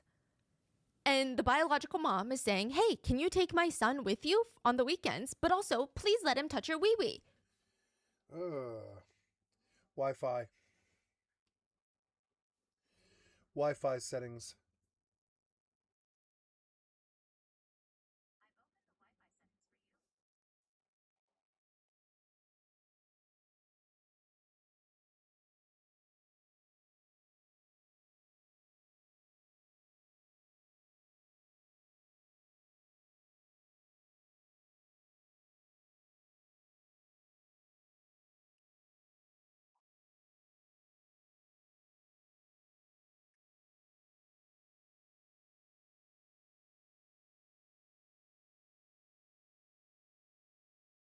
Oh good, like my watch is updating all of its apps. What? I mean, this cannot be real right now. Anders is 2 years old when his mom applies for him to be assigned weekend parents. So in Norway, they do things a little bit differently, but it's kind of like temporary foster care, just foster care on the weekends.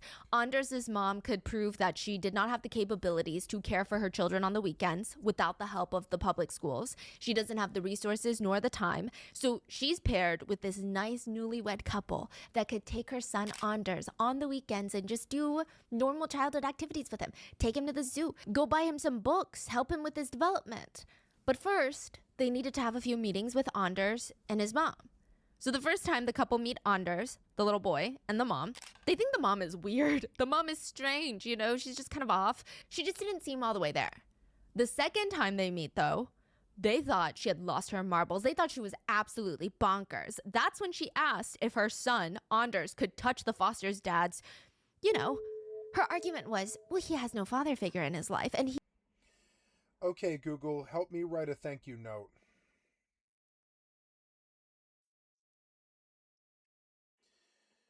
Okay, Google, what's the weather tomorrow?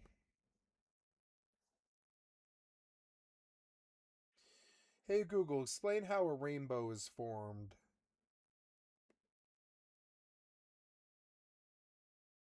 Hey Google, set a timer for 5 minutes.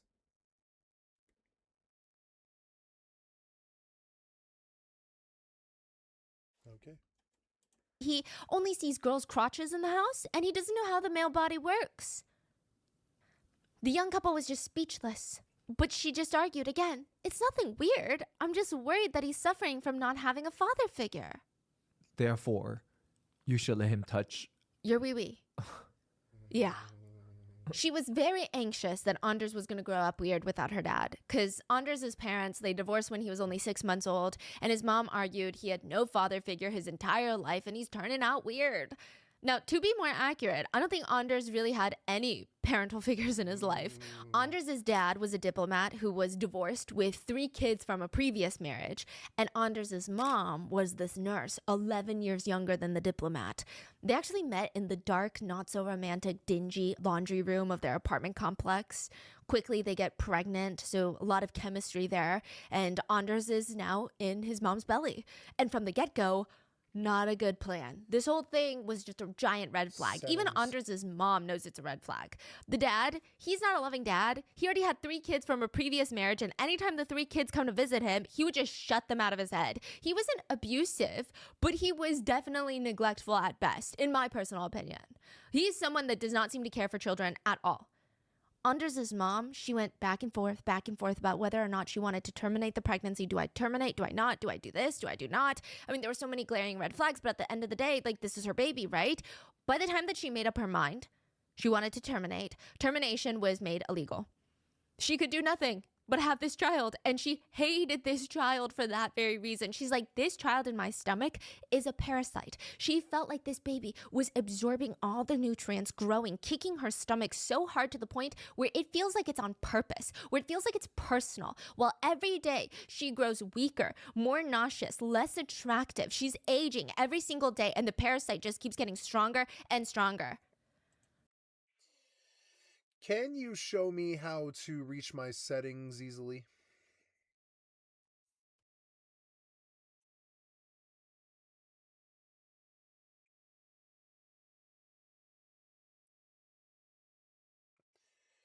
Wi-Fi.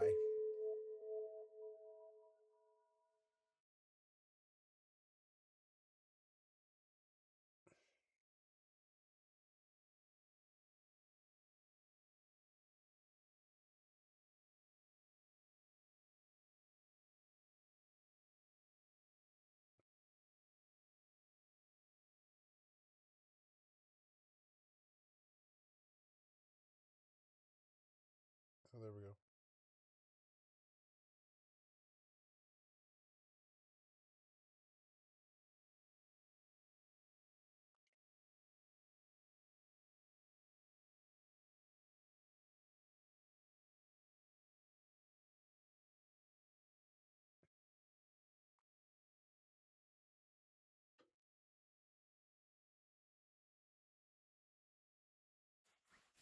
Sorry, here we go.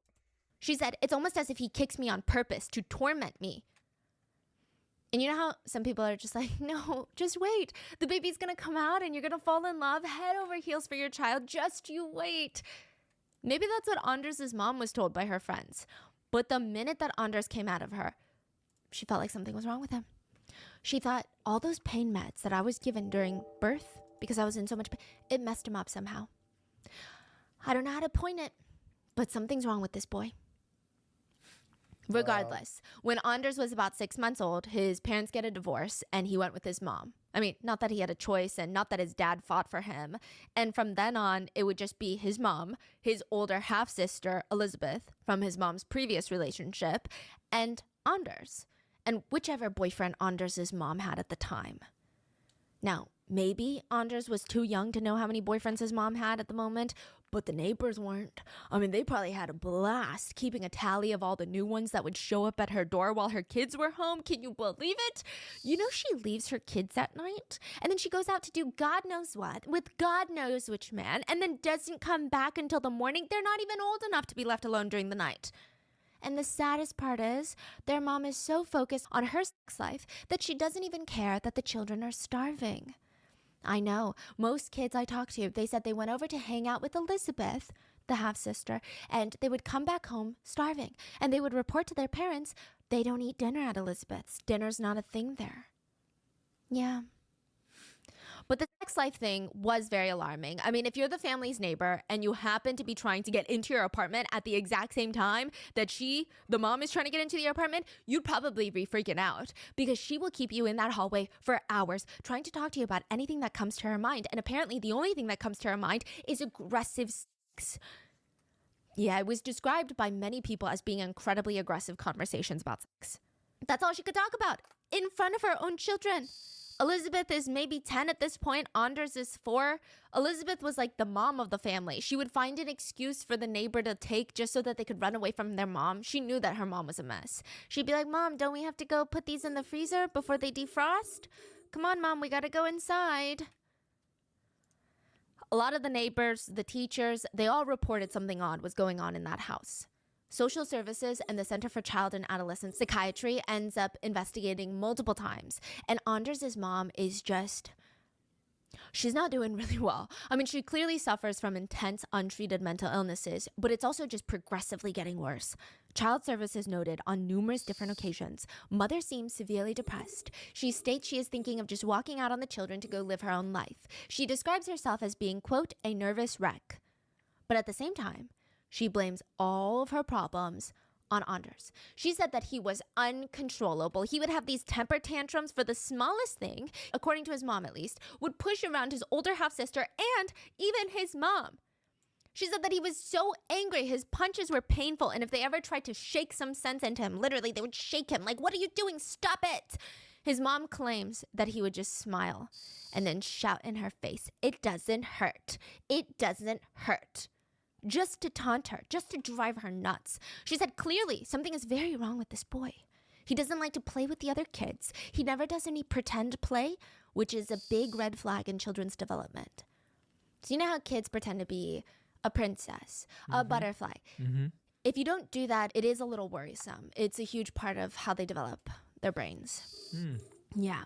Now, he never interacts with other kids. He just likes to stand on the side and observe, even at playgrounds. Even if he hurt himself very badly physically, if he tripped on cement and got a crazy road rash, he wouldn't cry. He would just stare at it. And that is bizarre. Anders' own mom described him as clingy, difficult, demands a lot of attention, and aggressive and nasty. Anders' mom would keep asking doctors if there was anything at all that they could diagnose Anders with so that she could get him on meds to help, with everything. AKA, she wants to stomp out his personality with medication because she thinks that he's too much. So specialists decide that they're going to come in to observe and watch Anders to see if he's got any of these traits that his mom is talking about. And they get the exact opposite. I mean, I think they even had to check their files to make sure that they're at the right place with the right kid. He just seemed over life. As a toddler, he took no pleasure in toys. He was not curious. He does not care to do anything physical or use his imagination. He just seemed emotionless, expressionless for the most part. He also was incredibly clean and tidy. He would actually have an outburst when he can't control how clean and tidy his environment is. But the good thing is, the doctors observed that once they changed his environment and got him to adapt to a new setting that was a lot more kid-friendly, he started slowly exhibiting more childish traits, which is like being curious, wanting to play, doing pretend play. So they concluded that his psychological state and damage was done by the environment and probably his mom, and as of right now, it could be reversed. It could be. So if we can get him into foster care, it's going to be a good time. They noted that the mom was very, very abusive, in a sense, verbally abusive with her son. One second, she would be so pleasant and kind with him, and then the next second, she would scream at the top of her lungs, I wish you were just dead. They said that on one hand, the psychiatrist and the specialist believed that his mom had a very complicated viewpoint of men and projected that onto her own son. So it seems like even in her romantic relationships, on one hand, she absolutely needs a man in her life at all times. She needs her son in her life. On the other hand, she's incredibly skeptical and grossed out by a man's aggressive sexual tendencies. And she seems to think that Anders does that at the ripe age of 4. I mean, it was just escalating very quickly. But when they suggested that he be placed into the foster care system, his mom disagreed, and technically there was nothing that they could legally do about it.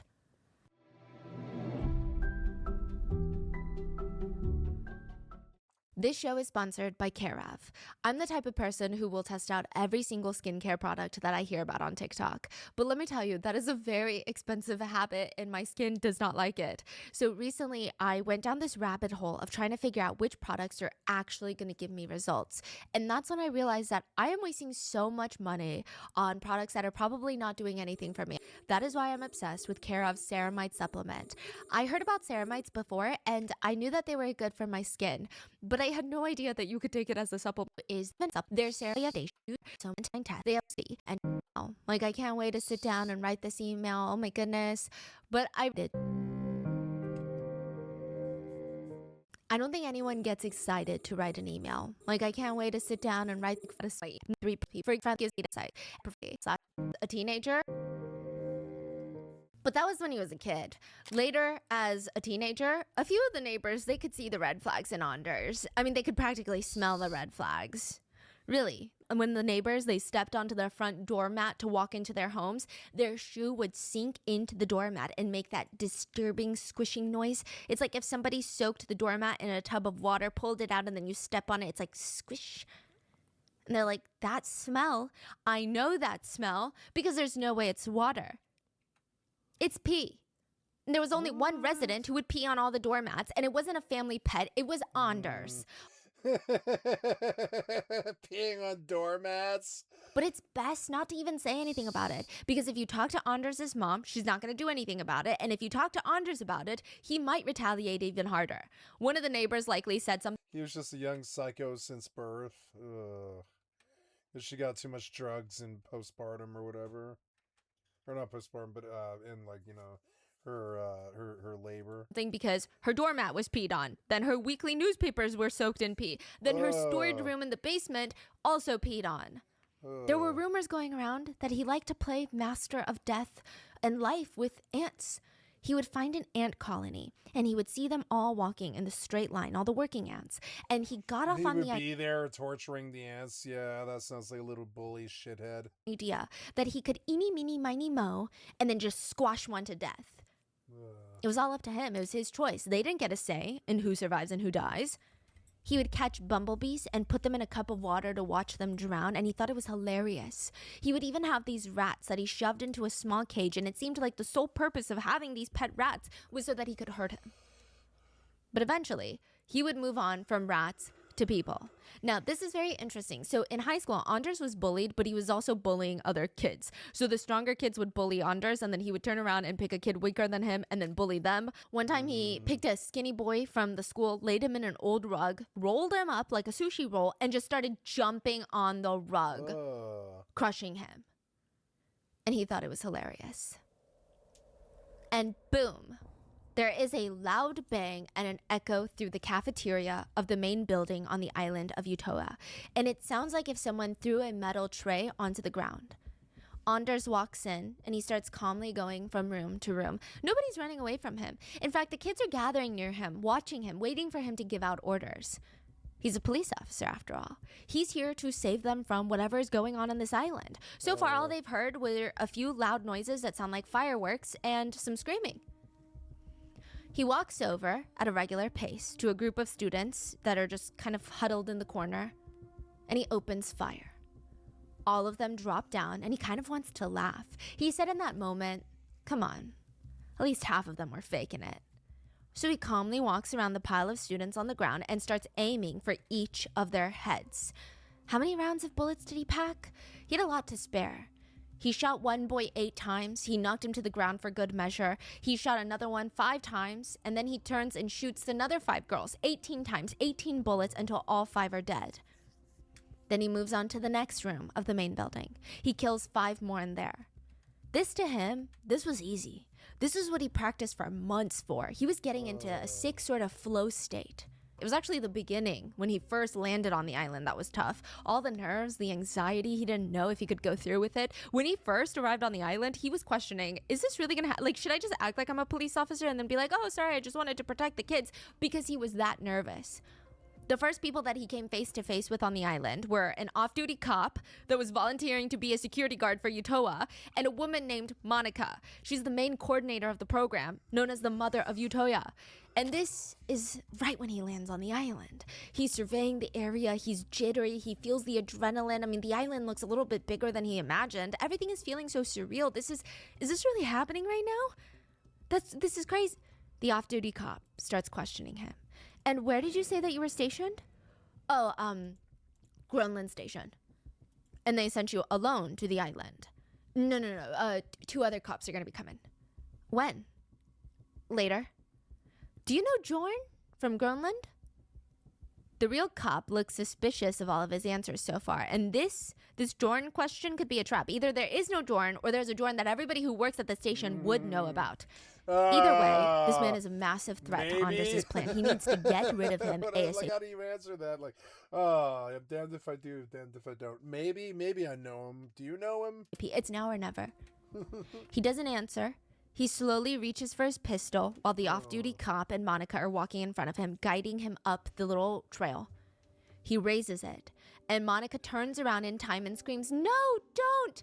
He shoots the guard in the back, then he turns, points the gun at Monica, and shoots her once in the back. They're both down on the ground, and he fires more shots into both of their faces. Right at that moment, when he's done, he looks up, and the boat captain, who happens to be Monica's husband, No way. sees his life partner on the ground covered in blood, and he screams at the children on the island, "Run for your lives!"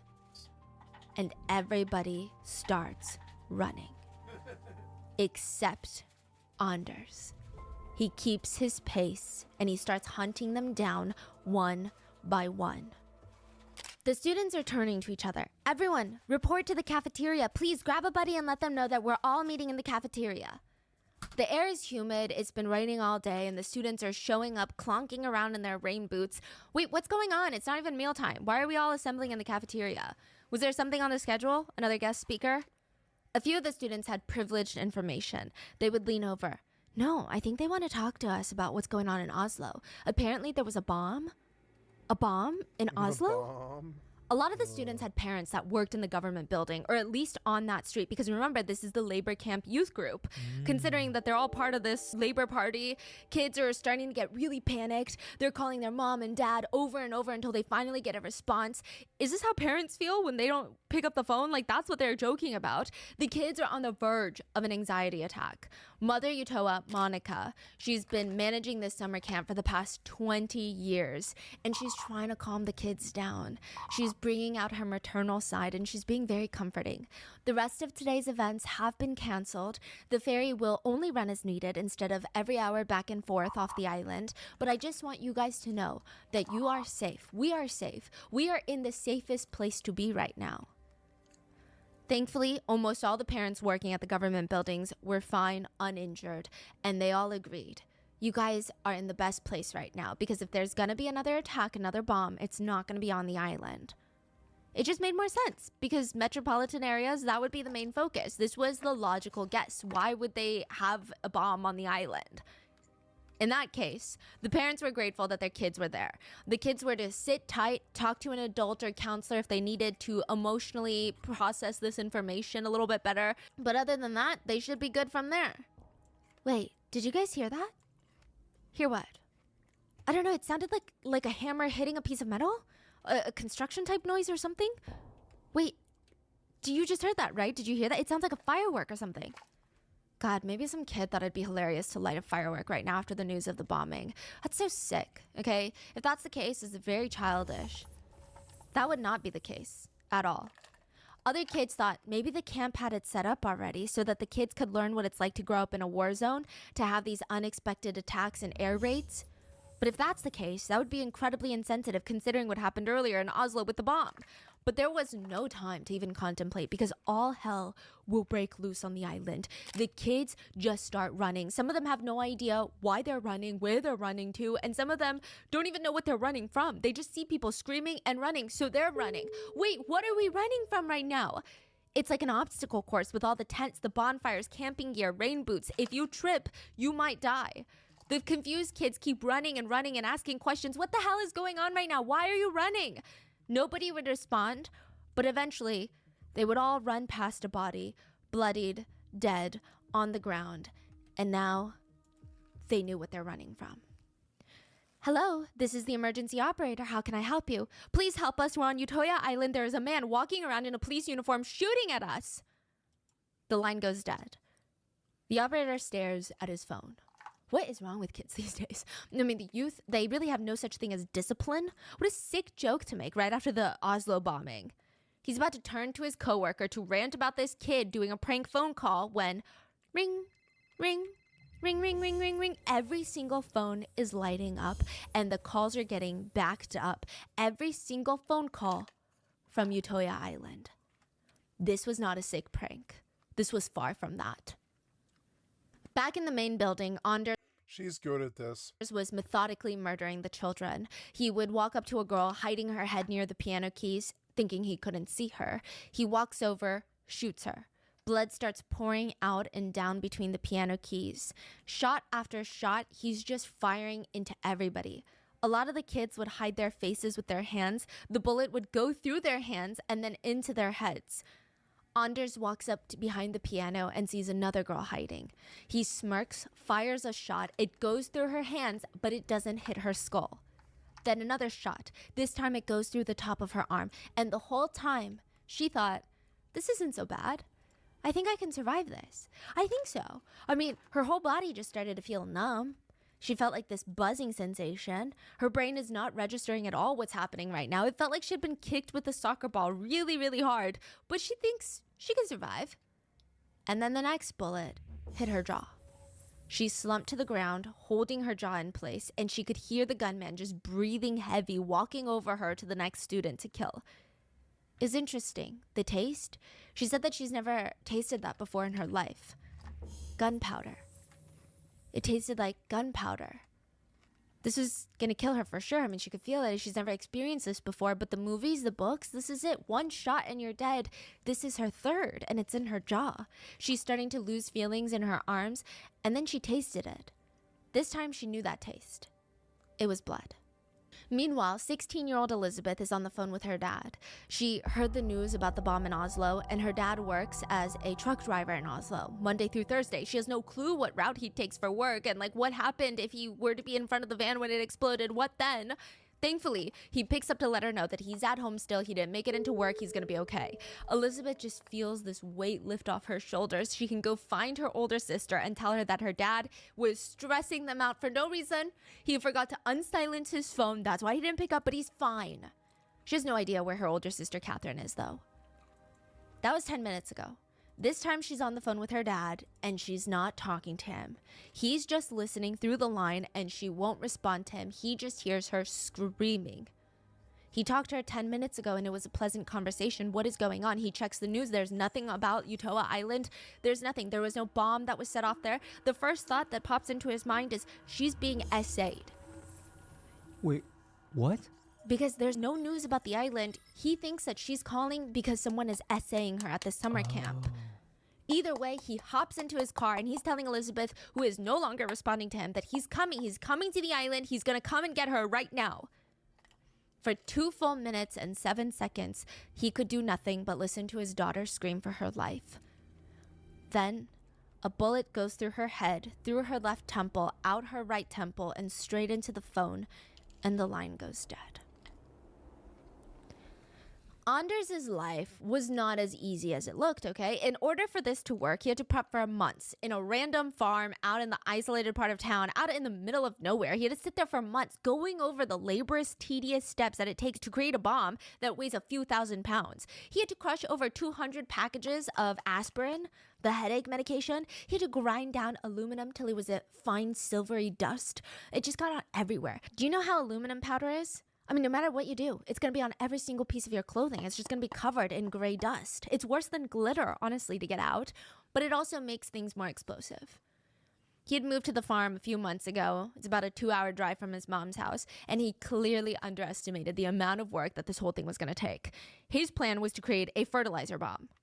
But it's not as easy as they say online. Fertilizers for farms are usually in pellet form. Each pellet is coated in a water repellent material. To make these pellets detonate, because, you basically have to soak it in diesel and gasoline, the pellets have to be crushed in order for it to become explosive. Now, how do you crush it without grinding it? He doesn't have a machine. So he would just put them all over on the red barn floor and grab a dumbbell, one of those workout dumbbells, and he would just crush them.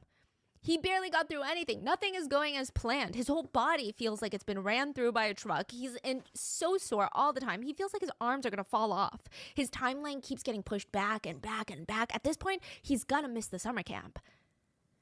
And even when he was able to do it, he's reading about all these shady websites and how easy it is to get ignited and how so many people have blown themselves up in the process of trying to create a fertilizer bomb. So he's feeling a little freaked out. And the fertilizer dust is everywhere. He said, I used a 3M mask, but surely I'm going to die of cancer within 12 months. I must have gotten so much of the fertilizer dust into my lungs. He would make mini versions of the big one that he was planning. And when it was thundering outside, he would take it out into the field to test it, to make sure it works. I think if I wanted to make a bomb around the 4th of July, I would buy like 200 M80s.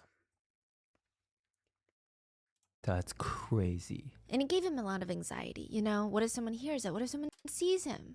But also, what if it... In America, you could do that. You could just buy, go from fireworks sale to fireworks sale, fireworks company to fireworks company. Just keep buying M80s till you had 300 of them. Soak them all in gasoline, and boom, you'd have a really big fucking bomb for probably about $5,000, something, maybe. I don't know.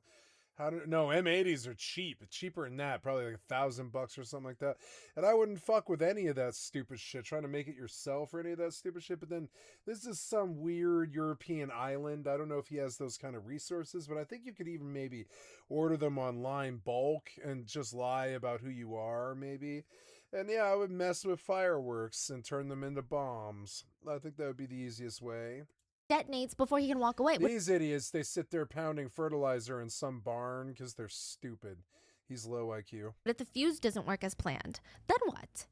So to do all of this, he had to spend a ton of money on steroids and protein powder to get his muscle mass up. This guy was jacked. There's no way that he felt he could carry out this plan if he did.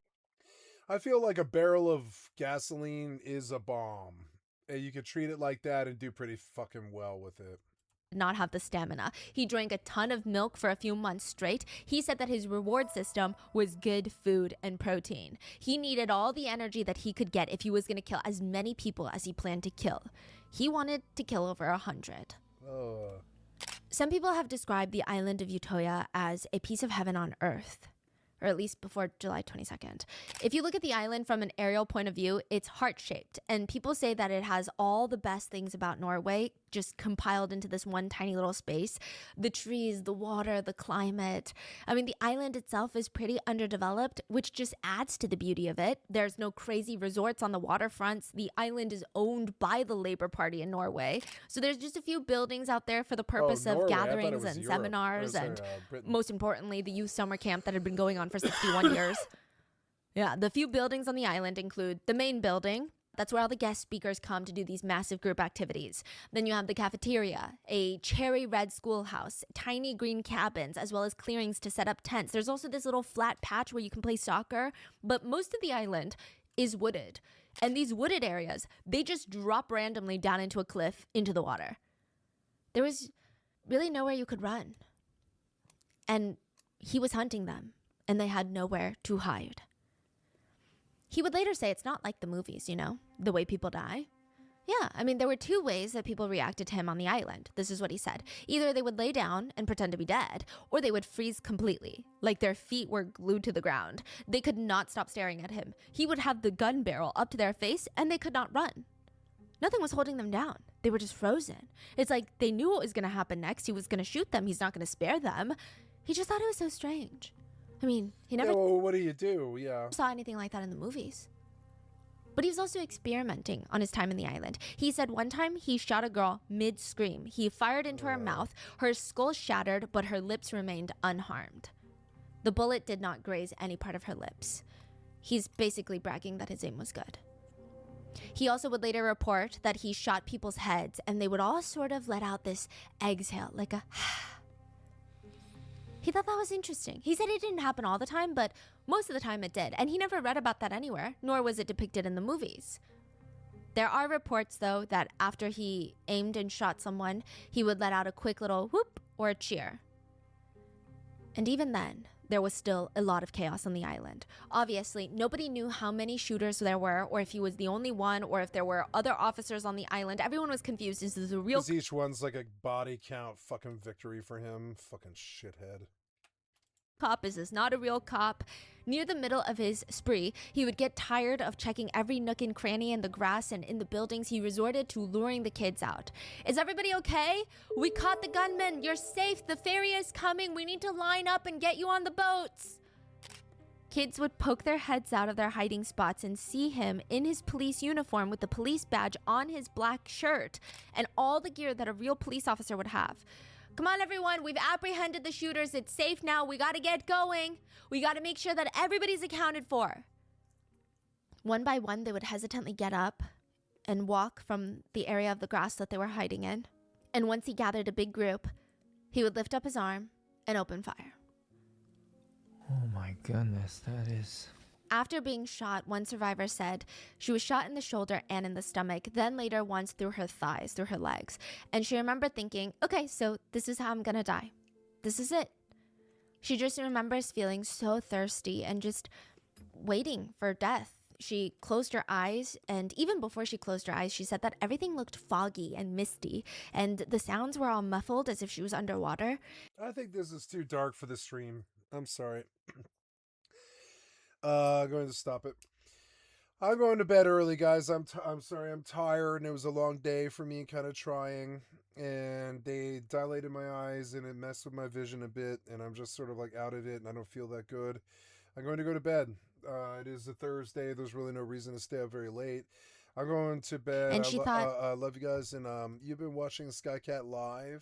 I'm a full-time variety gamer all day, every day. Put me on in the background. Click on the cat's face to donate. It was good to sing for you guys and be with you here today.